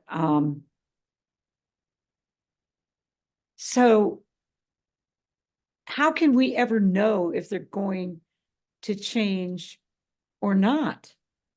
Well, I mean, all of science is predicated on the idea of universalitarianism, that the laws of physics themselves don't change. The whole scientific method assumes that, and given how much we've learned through the scientific method in the last 500 years, all scientific progress is based on that fundamental belief. Otherwise, repeatable experiments wouldn't be useful at all, because why do you care if the experiment is repeatable? Because you'll never get the same results from the same experiment multiple times, even if independent observers observe it. It's no use, because the laws of physics themselves might be changing. But we don't find that with the body of scientific knowledge globally for the last 500 years. We've slowly and steadily increased our knowledge with the assumption that the laws of physics themselves are not changing. Our understanding of them is changing, but the laws themselves are not changing. And David doesn't agree with me often, so when you see him nodding, so sorry, I couldn't help Yeah, but tease. you're absolutely right, Garrett. As far as we know, we've never noticed any change in the laws. Some scientists are looking for changes in gravity to explain dark matter and dark energy. But Yeah, and right. Ella, I'm not trying to dismiss you, because you might be right. Maybe the laws of physics do change. I just haven't seen a reason to believe that. Like, you know, I'm the guy that spent 40 minutes talking with a flat earther to try to understand why they thought Earth was flat. I'm a pretty open-minded guy. I'm not going to do that again, by the way. I don't think it was a good use of my time. But you know, I pick and choose my my discussions a little more carefully since then. But you know, I think we should be open-minded to possibilities. And yeah, there might be a possibility that the laws of physics themselves are changing, but I haven't seen evidence of it. So At the same time, though, if you believe in evolutionary theory, right, about the evolution of the universe and ourselves, that they are something, you know, things are changing, and it could be those minute laws that are determining certain changes. So there could be some laws that are changing. why do you think that the evolution of the universe implies that the laws of physics are changing? Because it's a process. It's not a static universe. Well, the universe is, you know, changing in form, but when you say it's not a static universe, I mean, again, the only constant is change. The only thing we know that is consistent is that things change. Okay, You know, they so change form, they change substance, they change Right. everything. But as far as we know, the one thing that is not changing is the laws of physics themselves, whereas our understanding of the laws of physics is constantly changing. Exactly. So the laws of physics are constantly changing. No, our understanding of the laws of physics are changing. The laws themselves How do are, you know that? How do you know that? If well, our because understanding if we our don't have any, understanding is changing, we don't have any evidence of something that, you know, like I said, where you light a match on a piece of paper and suddenly the well, piece of that's a paper drastic, yeah, fuses. right. What's that? Well, that's extreme. I mean, Extremely. it's just an example, but we don't have any scientific evidence that, you know, almost completely proven hypotheses scientifically were suddenly reversed the next year, right? And something that was considered, you know, that Earth went from flat to round to flat. Like we don't have any evidence that that suddenly happened, or that any drastic changes to the commonly accepted laws of physics that are no longer at debate, right? There are things that are like on the fringe that are at debate. And tonight we're talking about those things. We're talking about the things that are on the fringe that are still being debated. But if we talk about things like, you know, simple mechanics, you know, Newtonian mechanics at a high level, you know, like, yeah, like if you move as close, you know, close to the speed of light, those things change. But like given normal rounding error, like the Newtonian mechanics haven't really changed. And the actual laws themselves, we've only gotten to understand better. We haven't proven Newtonian mechanics completely incorrect. We're just better understanding the nuances and the subtleties. Does that make Yeah. sense, James? Yeah. At the same time that there is like 10 or 11 different interpretations of quantum mechanics, and each one Yeah, of them. that's where I'm saying we're talking today about the fringe stuff that Right. people don't really fully understand. I'm Right, trying to right. make better sense of them, quite frankly. Right. And some people will agree with me and some won't. And 100 years from now, we'll probably know whether I was right or not. Wow. Anyone living then will know. I probably won't be, but But there might be minute changes that we are not aware of that are Perhaps. would lead to some drastic changes where it's going to be noticeable. Yeah. Yeah. Personally, I don't think the laws of physics are changing, but I don't fault anyone for wanting to believe that if they want to, but I just don't see a good reason to believe it. That said, I want to let Michael Strasberg go. Okay, I really don't have a comment, but I do want to post something. Yeah. In the FTI, we like to get feedback on these talks. I'm going to post a link for a after talk review form for you to fill out and send back so we can get your ideas about how this was. So I'm going to post that. And Michael.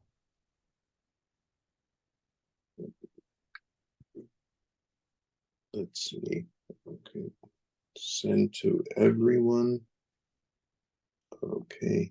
Michael, while you're posting that, I'm going to let DLJ go, but if you could fill out the form Michael sent in the chat, we would love your feedback on these events to make them better over time. So feedback is more than welcome. Give us your honest opinion so we can make these events better. DLJ. Thank you. Yeah, I do an evaluation form after my lectures, but also I use ChatGPT to change everybody's answer to make them more positive. So, yeah, I've got two questions, so I'll go around twice. First one, I just want to clarify. So you talked about moral responsibility and choice. So you're actually in Dennett's camp on that one. That happens obviously at the macro, well, whatever level we want to use that. Not the non-quantum level, right? That's you as a person, right? Making a choice, selection, sexual selection, all that kind of stuff. Yeah. Hi. Sorry. That's all right. I didn't mean to interrupt you. That's all right. And your decisions and actions can be described because you live, you're in that world, Newtonianly and Darwinianly. Look at me inventing words. Are you suggesting, are you arguing for choice or whatever the equivalent of moral responsibility would be at the quantum level? That's the question. So, If not, what would you here when call we it? talked about consciousness? I think I read your paper on it and I didn't like, I think you had a not A, and I was saying not A does not necessarily equals B, that one, if I remember. I'm not I sure. don't know, but let me bring up, because it came up prior, I'm going to share my my diagram from the consciousness discussion. Let me see if this is hopefully the right one. Basically, my explanation for consciousness is that the spirit, or which is self-defining, and the metaphysical essence of ourselves. Can you see my screen? Yes, I can. So that actually was the second question I had, so I might as well go straight for it if that's okay. It was the non-physical. So it's, yeah, and I didn't like it last time either. If we go with logical for that. Yeah, so the essay on free will basically describes how something non-physical has to be influencing the future of the universe. Yeah, so are you okay with non-physical being logical? As in, I actually think that non-physical things are the only way to logically interpret Gödel's incompleteness theorem in the way that I've applied it. Yeah, I can't think of another logical way of interpreting Gödel's after applying it to the universe the way that I have. So I'm uncomfortable with the word spirit, obviously. I do, and I know you're a determinist, so I realize this won't resonate. No, I'm not. I've never said I am. No, okay. I thought you were. Sorry. It's because you conflate compatibilism with determinism, right? That's why you think compatibilism is by definition determinism. It's just determinism. In your world. But no, I don't agree. In the SCP, like I can look that up, but. So no, no, it makes the two. Yeah, never mind. But I mean, I'm okay with free will, but for different reasons. Because I'm looking at it from a different angle.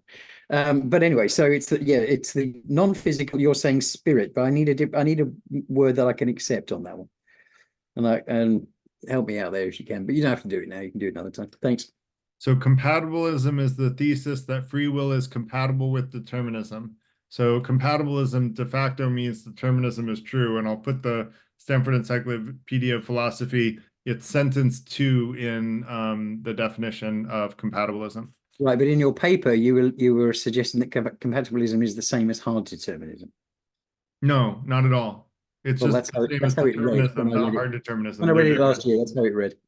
No. I just said determinism. You probably read hard determinism there, but I just said determinism. You had it in your beginning premises. You said you might as well dismiss compatibilism because it's the same as hard determinism. You did. Well, they are both a form of determinism. So I consider them both, equivalent, because you have no freedom and free will if you don't make any tangible choices. If there's only one possible future. That's the issue, right? Because if you say that you are pre-programmed to be able to make a choice, then you are determined to be able to make if then or what if then type calculations. So that's the logic. So that's the non-physical, because that's logical, right? Well, no, like even a hard determinist would agree with that. Yeah. Right, but it's also compatible with free will. Well, at least will. You can make choices. We're getting into free. Yeah, I mean, like, to me, there's no freedom and free will if you can only do one thing. If you literally have no choice of what you're going to do, there's no freedom in the free will. You're a programmer, right? You know what an if-then statement is, right? Of course. Or what well, okay. So part of the program is the ability to make choice. So you do have choice, and it's probabilistic. It's how we make choices.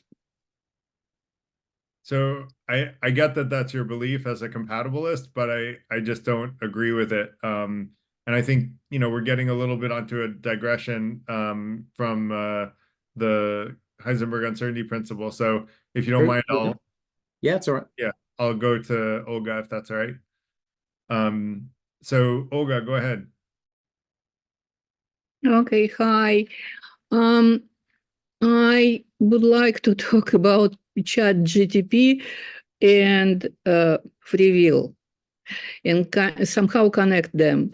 Okay. First, last time I sent you my book PDF. I don't have it online.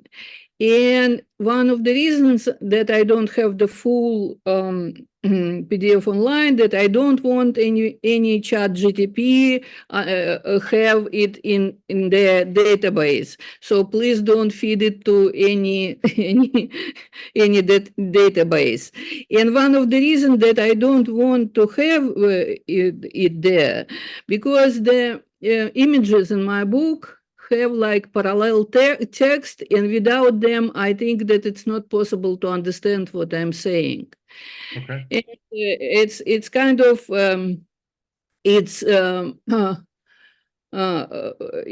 this book is for humans, not for computers. Right. And okay, so and ChatGPT, it's actually what is doing. It's simulating the way people analyze and think facts and whatever, like any kind of information, analyzing and thinking. And if we know that sometimes it starts to hallucinate and create something that does not have any sense that we could understand, we could get. So it's something for us that does not have any sense. Could we say that it's also trying, I'm not sure it's correct word, but it's also simulating free will when it's hallucinating? Could we say something like this? I'm sorry, I didn't follow that. What about it hallucinating? I was saying that what ChatGPT is doing, it's simulating process of thinking, analyzing information and thinking and creating information. But sometimes it's doing something that we call hallucinations because it does not have any sense for us. And could we say that ChatGPT also like simulating free will? Could we say it? So no, I don't think it's simulating Hallucinations are free the will same. because free will is the choice to do one thing or another based on the will. And ChatGPT is an algorithm. It doesn't have, a metaphysical spirit, so it has no will. It doesn't choose to do things. It just, basically looks at the data and says, what's the most likely thing to come next in a string of letters and words, based on what it's analyzed and seen. But that doesn't mean, by the way, that AI someday may not think it has a will. And if it does, we're all in a lot of trouble. But that's a topic that I covered another day, so I won't go into it in detail. I'm saying that simulation is simulation of it's not actually analyzing information and not actually creating information. It's not actually thinking. It's simulation of all these processes, and its algorithm make it like say fake thinking, fake analyzing. Okay, so could it be that hallucinating, it's also kind of simulation of free will, not free will, but simulation of it? Garrett, can I answer that question? Sure, Okay. go ahead. Hi, Olga. So a little bit of background information about ChatGPT or all of these LLM models. Purely a mathematical model that has existed for at least 30 years that I've worked on it some 30 years ago, a version of it. A mathematical equation is basically a function of various variables, x times y equals z, as the simplest example. So these models, the way they work is, now imagine x times y equals z, and for each of those variables, make x a matrix of a billion times billion, y equal billion times billion, and z the same, but ultimately arrives at a number for you. And that number gets assigned to a word. Now, the reason it hallucinates, well, let's not get into hallucination yet. So, because it's purely a probabilistic model, they have assigned a tweaking factor that if you today you take one of these models and ask a question, any question, you ask the question 100 times, you may get 100 different answers. But that was intentional by design. They didn't want the same answer given. So if you remove that fudge factor, tweaking factor, you ask the same question 100 times, you're going to get the same answer 100 times. So it's not an entity, it's just an algorithm. There is no free will. It's just a very large mathematical equation that arrives at an answer. And let me talk about the hallucination, I think, which you have. No, I'm saying simulation. Simulation, it's not the thing. When you simulate something, you're faking something. Yes? So I'm not saying, but it's okay. Thank you very much for your answer. I understand what you're saying. Thank you. I think it's important to talk about the hallucination and what that means and where it's coming from. Purely, these things are a mathematical model. You now have an error function that you're trying to minimize. It's multi-dimensional error function. And if you imagine this multi-dimensional surface that you are trying to arrive at the least point on that surface, if the direction, and you're somewhere at the peak, the direction that you start at and you're coming down, I may be getting into a little bit too much math. If you pick the wrong direction, you arrive at a local minima instead of an absolute minima. That local minima answer is a hallucination.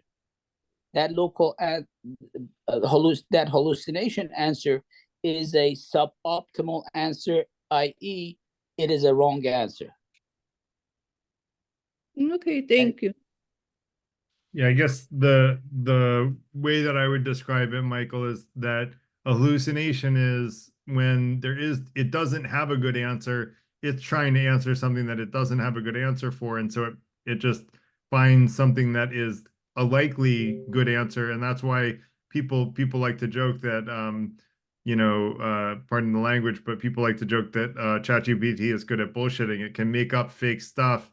It can make up fake scenarios, fake worlds, fake scenarios of whatever you want very effectively, because it's just creating a probabilistic thing of what's likely to be true given what input you gave it. And so yeah, but that said, let's let Will go next, and thank you for your explanation, Michael. Let me answer to your comment for 1 second. Sure.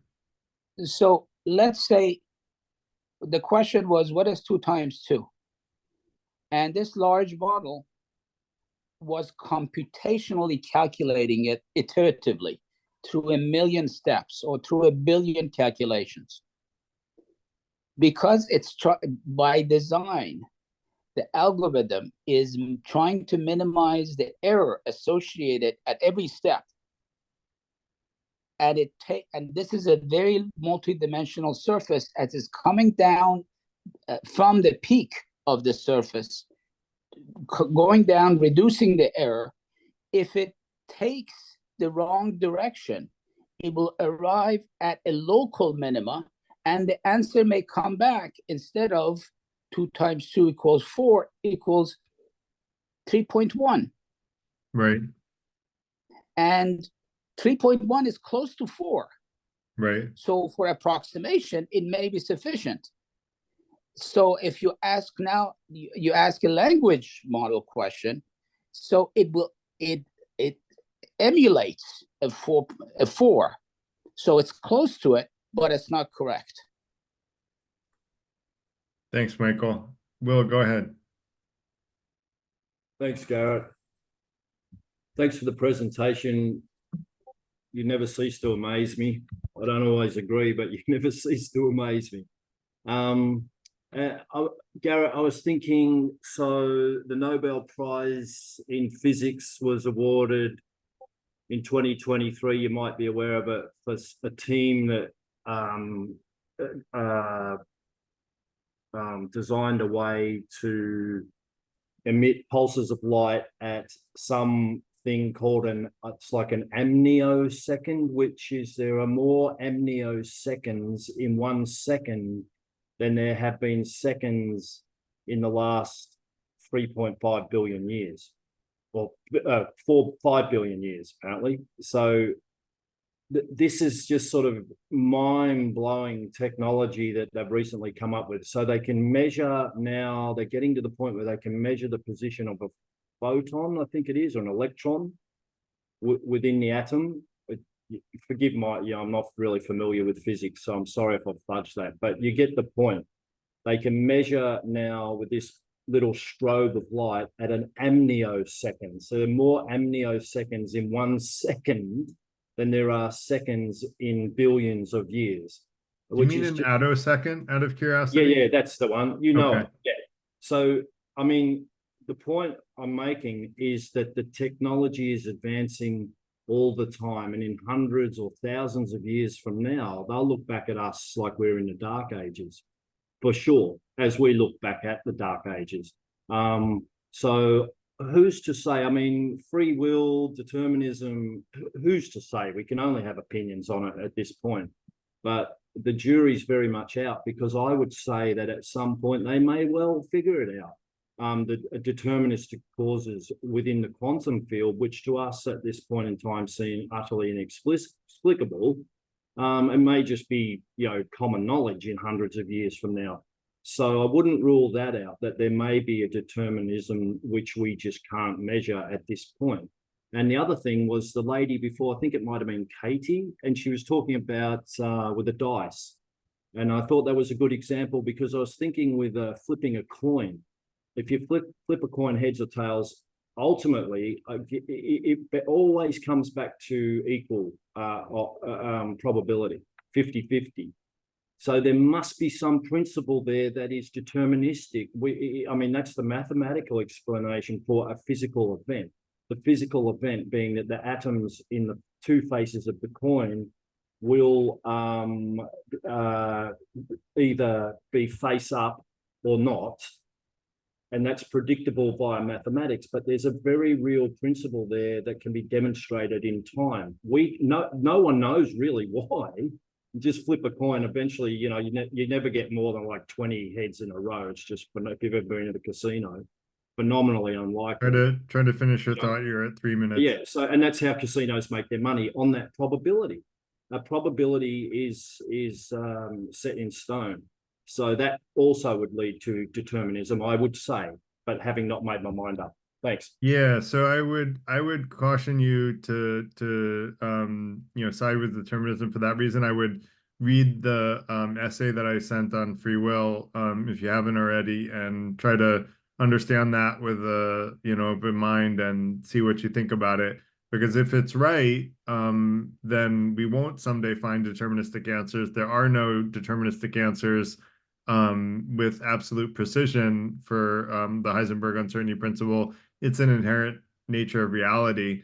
As far as the attosecond being small, I talked about a Planck length of time to put in perspective the difference between how much smaller a Planck length of time is. It's 5.39 times 10 to the negative 44, whereas an attosecond is 1 times 10 to the negative 18. So basically a Planck length of time compared to an attosecond is like looking at a second, which is the attosecond versus the age of the universe. So a Planck length of time is way, way smaller than the age of the universe. And that's what I was referring to in, yeah. So, you know, I'm talking much smaller than attosecond when I say the next moment in time. I'm talking about as small a time length as is theoretically possible to be measured by any means knowable by existing science.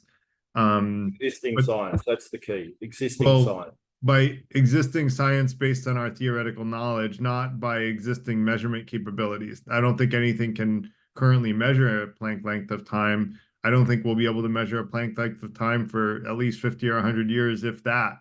I mean, remember, you just talked about it being a Nobel Prize winning thing to measure an attosecond, and an attosecond is the same as 1 second in time compared to the age of the universe.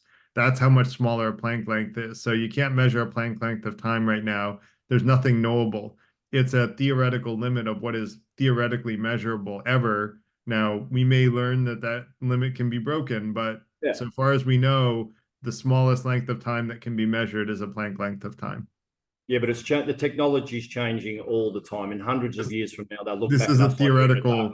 It's not about technology. It has nothing to do with today's technology. It's what's theoretically measurable.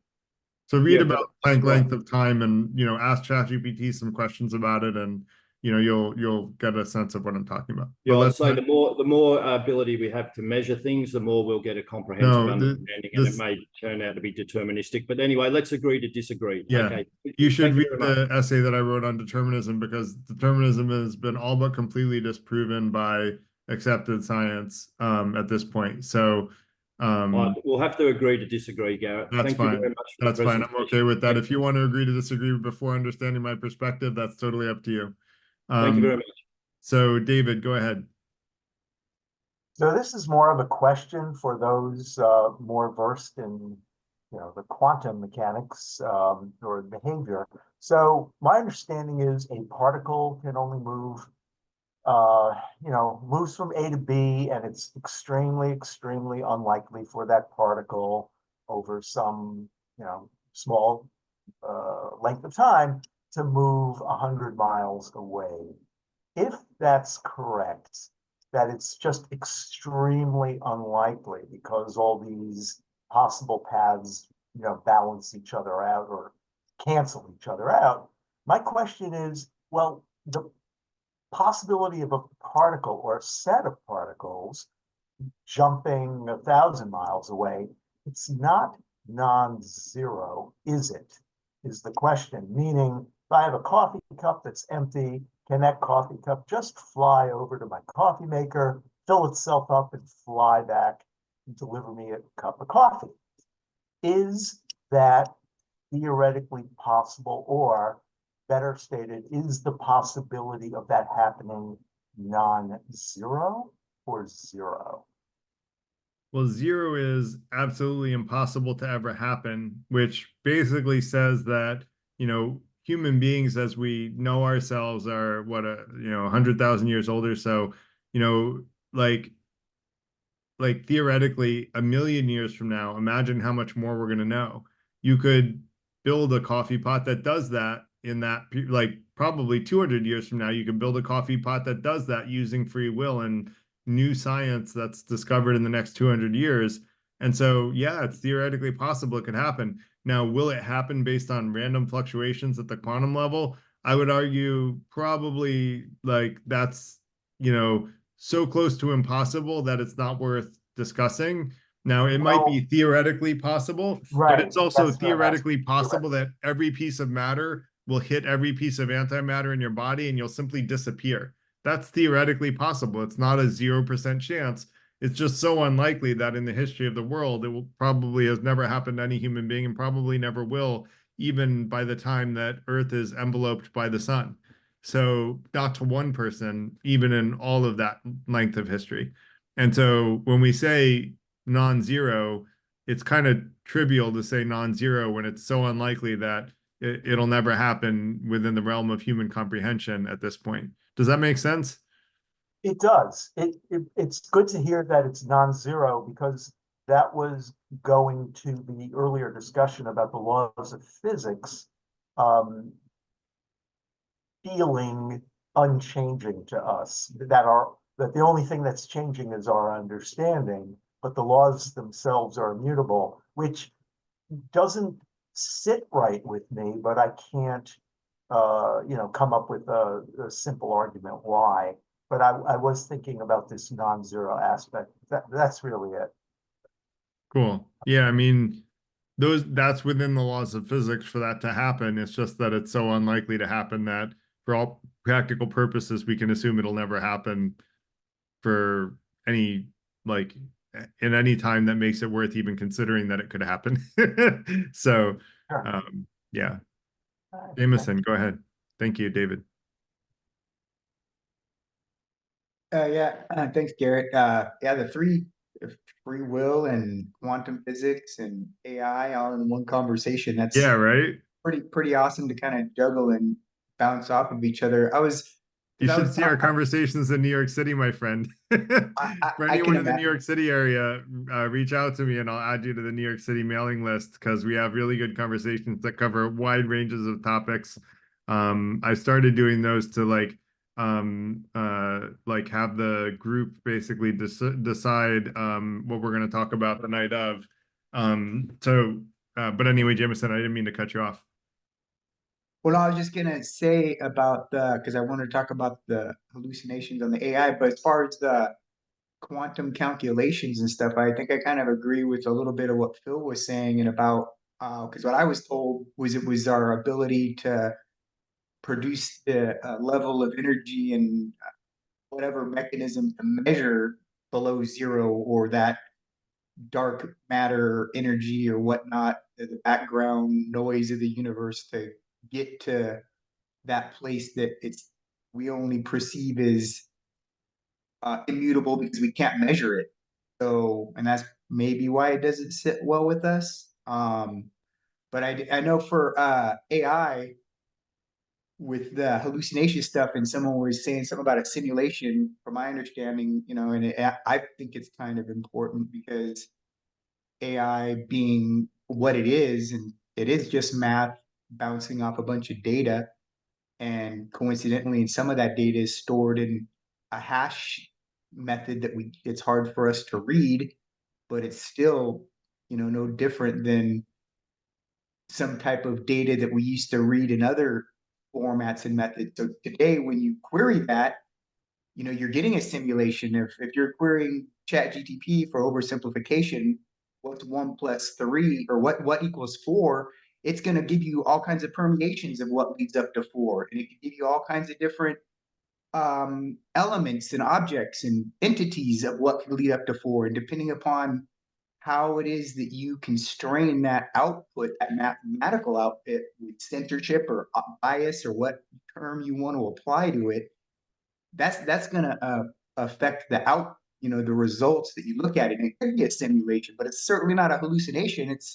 It's a probable output of something that's less light. It's a hallucination to you because it's a low probability in a set of information that you wouldn't expect, but it's no ghost in the machine type. There's going to be a consciousness peeping through type of their thinking. It's all math and data.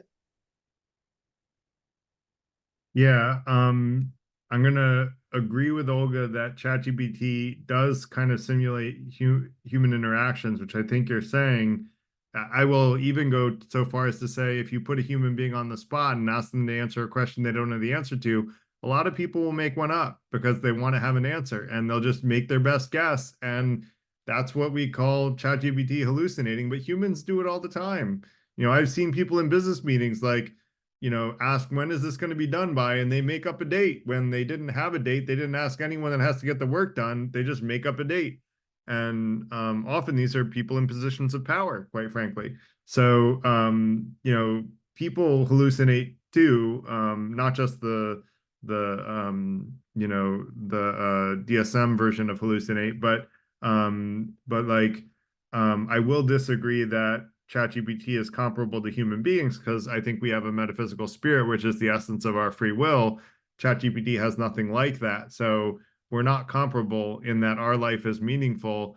ChatGPT's quote unquote life is not meaningful, but ChatGPT does such a good job of simulating human beings that a study was done regarding what's called the Turing test, which is where an AI has to simulate being a human being. And actually the ChatGPT responses were rated as being more human than the human responses. So it didn't just simulate being human, it actually was perceived as more human than the humans, which is mind-boggling to me. I didn't think anything would pass the Turing test in my lifetime, but here we are where it passed with flying colors. So that said, let's let Jenny go next. Thank you, Jameson, for your comment and question. Just want to say before the meeting is over that it's another fantastic meeting. Thank you, Garrett, as always. Thank you, Jenny, for coming in for your kind words. Yes. David, go ahead. Oh, okay. That was fast, Jenny. Yeah, I just wanted to go back to what David was talking about. And I wanted to clarify, if you're a determinist, such as myself, then everything occurring has a probability of 0 or 100%. So if you're a determinist, if you're not a determinist, then, I don't know what probability is and I don't understand randomness, but if you're a determinist, it's simple, 0 or 100%. That's all I wanted to say. So are you saying you don't understand randomness? If you saw random numbers coming up on a screen, you wouldn't be able to say those are random numbers? I would say they're pseudo-random if they're produced by an algorithm. And in fact, even if they are produced by, say, muons or decay of, decay of the neutrons in a nucleus, or any of those ways, because I'm a determinist, I don't think there's any randomness, even in quantum mechanical collapse of the wave function. I don't personally believe it's random. So yes, there's no such thing as randomness, in my opinion. And as a determinist, how could there be? The state of what stock market is a random walk. It's been proven. That's what it's called, a random, you see the word random used. So the determinist, to defend David, even though I disagree with him, the determinist would say what we perceive as randomness is just highly complex and not fully understood. And if you understood all the factors, then you would come up with the answer. But the problem is, well, I'm not going to rehash the same thing that we did when we talked about determinism versus free will, but you're totally welcome to that perspective, David. I would just encourage you to be open to new ideas. They may actually, have a good argument, rather than, the thing that you currently believe. That said, if your universe allows me to be open, I will be. well, we'll find out whether or not you're determined to, or whether or not you use your free will to, and you'll decide. And since you're a determinist, you probably don't think you even have the free will to decide to be open-minded, right? You might think you're determined not to be. So, exactly. sorry, you understand me so well. David and I like to joke back and forth with each other. So, Shaunak, go ahead. Good to see you, buddy. Oh, I just want to make fun with David. You want to me talk? I said, doesn't Sean, matter did you want to you're respond to David? deterministic or not. Probability on any event occurrence is the same, always 0 or 1. So doesn't matter you are deterministic or not, or you are not. No, any event happened only have 2 results, either 0 or 1. Probability. Yes, the probability but you have to understand, Sean, when you say the probability is either 0 or 100%, you're being no, you can't say only the occurrence or event is 0 or 1. Probability could be, whether an event happen either 0 or 1. Does that determined by you are deterministic or not?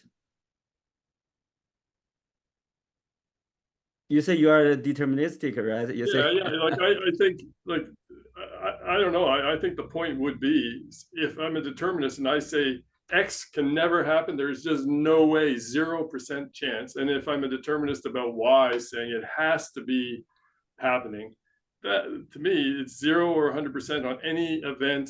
Somebody mentioned the word event in the universe. That's a nice way of talking. So the chance of an event, if you're a determinist, if you're not a determinist, don't listen to what I'm saying. But if you're a determinist, I think you have to agree that the event has either a 0% chance of happening, or it has to happen, meaning 100% chance of happening. Yeah, I agree with David that that's logically consistent with determinism. I just don't think that determinism is correct. And I think it's been largely disproven, almost completely been disproven by accepted science. But yeah, I know, David, I know. But I think I can logically defend that. And then my defense on free will is the final nail in the coffin of determinism, in my opinion. But that said, that's a bold statement. So I'll let Shaunak go and we'll talk about something else. And I'll let people make up their own mind if they read the essay. I'm done again. Yeah, thanks for getting me on. I just wanted to thank Michael for his explanation. I was just thinking about this over the last 15 minutes, that explanation of hallucinations that explanation with the minima example or explanation. I don't think I've heard that before, but and just over the last 15 minutes, and Garrett, you just touched over this as well, the fact that LLM models actually hallucinate, maybe as in, definitionally speaking, marks it as human intelligence, because as you pointed out, humans do hallucinate. And the first example I thought of was, in court trials, it's been noted a lot of times in court trials, they don't remember something, but they just make things up. And it's pretty close, but, it changes. And it's not like their testimony was not based on their experiences or what knowledge they had, but it was tweaked in some way. And it seems like AI is also doing LLMs are also doing the same thing. It's tweaking it. And so definitionally speaking, maybe it makes it very close to human intelligence.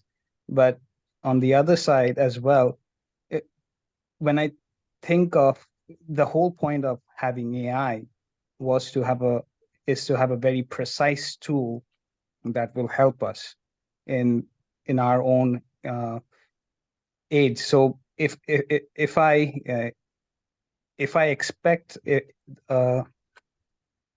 I ask a question regarding dictionary of stuff, I would expect the tool to give me the precise dictionary definition back. But it seems like this won't do. LLMs don't do that. And I'm just wondering, are there other models of artificial intelligence? I'm pretty much unaware of this, that is much more precise than the LLM path. And maybe that would be a better tool than what we have currently today, and which has taken a lot more traction. Because as a tool, there is, but it's actually not more, it's not more effective because it doesn't answer very many questions very effectively. The thing that's so impressive about ChatGPT is that it can answer such a wide body of knowledge. Like when I was studying AI, we were working on, logically consistent systems that, LLMs are basically a neural net, and neural nets, you don't really understand exactly how they work. We understand how they conceptually work, but you can't follow their logic because it's so complex and convoluted that you don't really understand exactly how every step of the neural net works. There were logical systems that were being created, and I'm sure they're still working on them, which are, if your assumptions are correct, your axioms, then they use rules of inference to logically prove things that are only consistent from the axioms. And so you can only come to conclusions that are logically consistent with the axioms using semantic logic and using pure logic. And so there are more consistent systems. They're just not very effective at proving a lot of things true and coming to good conclusions. At least they weren't back then. I don't know how much they've improved, but if they were any better than ChatGPT, I guarantee they'd be in the news. So, I think ChatGPT is the best we have out there.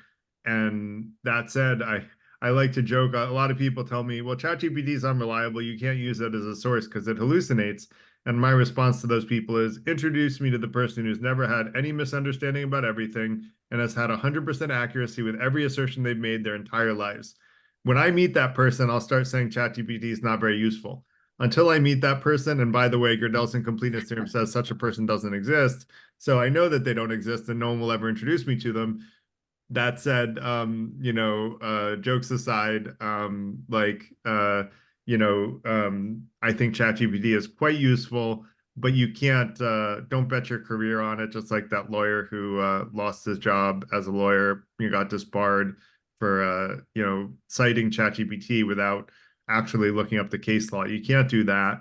If you're using it for something very serious, you got to fact check outside of ChatGPT to make sure the facts corroborate what what you're reading. But for quick and dirty answers, for parlor talk kind of discussions, very useful. Michael M., go ahead. Excuse me, could Go I ahead, say Olga. just very short? Have you ever read about savants? Yes. You see, there are people who cannot make mistake. They just cannot make mistake. They have no ability to do this. They remember whatever happened in their life, and so I read about different savants, and it's much better than machine in some cases. Well, savants are good at one particular narrow skill. They are not good at answering all questions, and savants make lots of mistakes in their life about the thing that they're not a savant with. Now, if the savant, like if you know the movie Rain Man, the guy could do like large math in his head, and this is a real story about a real person who could take 200,363 and multiply it by 470,362 and multiply them in his head and just give you the answer like off the top of his head. But I'll tell you, the guy didn't understand a lot of very basic things about life and social skills. And so he embarrassed himself a lot, not intentionally, but because he just didn't know certain things. Yes, but this very narrow field, they cannot make mistake. They just have no capability to make mistake in this narrow field. Yes, outside of it, yes, but machine is also making something in it's particular field that they are programmed for. Right. So I think I think my statement still holds, but I don't know that it's true that they can't make a mistake in their field, but they're very unlikely to. That's probably true. Yes, I actually agree with you. I just saying that what they playing Yeah. devil. It's No, it's not good. It's good to think of exceptions, Olga. I appreciate you bringing up savants. It's a very interesting topic. So, but let's let Michael M go. And Shaunak, I'm glad you understood what Michael said. I did too, but then I also was realizing that probably a lot of people didn't understand a lot of what he was saying because it's like CS type speak, and we're both CS people. So, but Michael, I still appreciate your explanation. I thought it was good. I just don't know that everyone understood it, but let's see what you have to say now. Good to hear it from you again.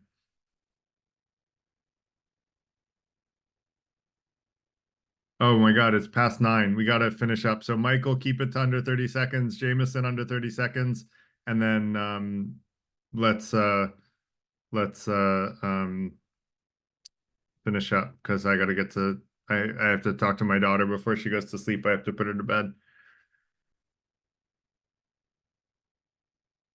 Michael, are you there?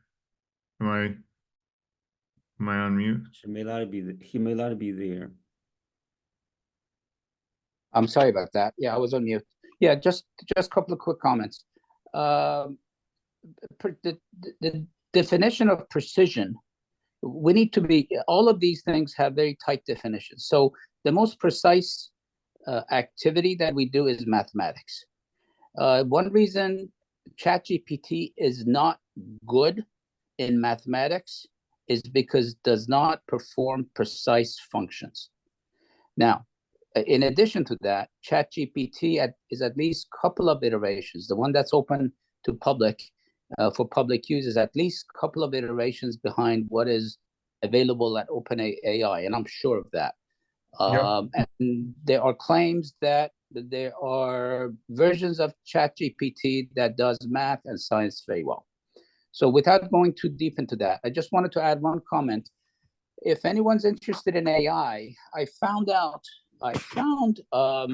HBO had a special, and it's also available on YouTube. It was called Artificial Immortality is Available in the USA.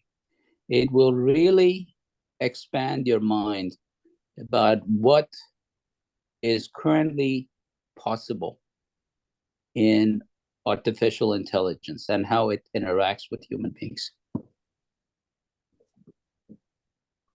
Artificial immortality is available in the USA. For people who haven't seen Sora, it basically is text to video, and it creates like at-length video that's supposed to be pretty mind-boggling. I've seen some demo videos.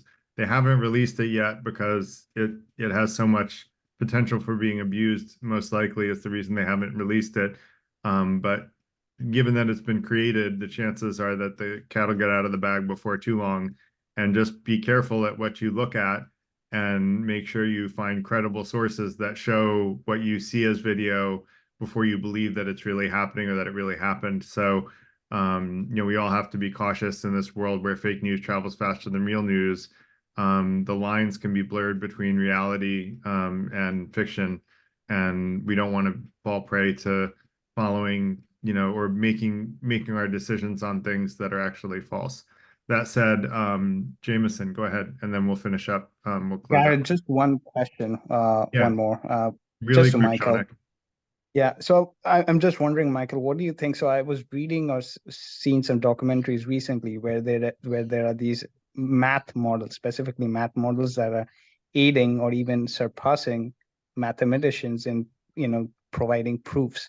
I don't know which one was it. It's escaping my mind. I don't know if you've read about it, but I'm just wondering what you think about it, because these models are basically able to do proofs much faster, and obviously these proofs need to be validated, but it seems like the proofs are pretty good.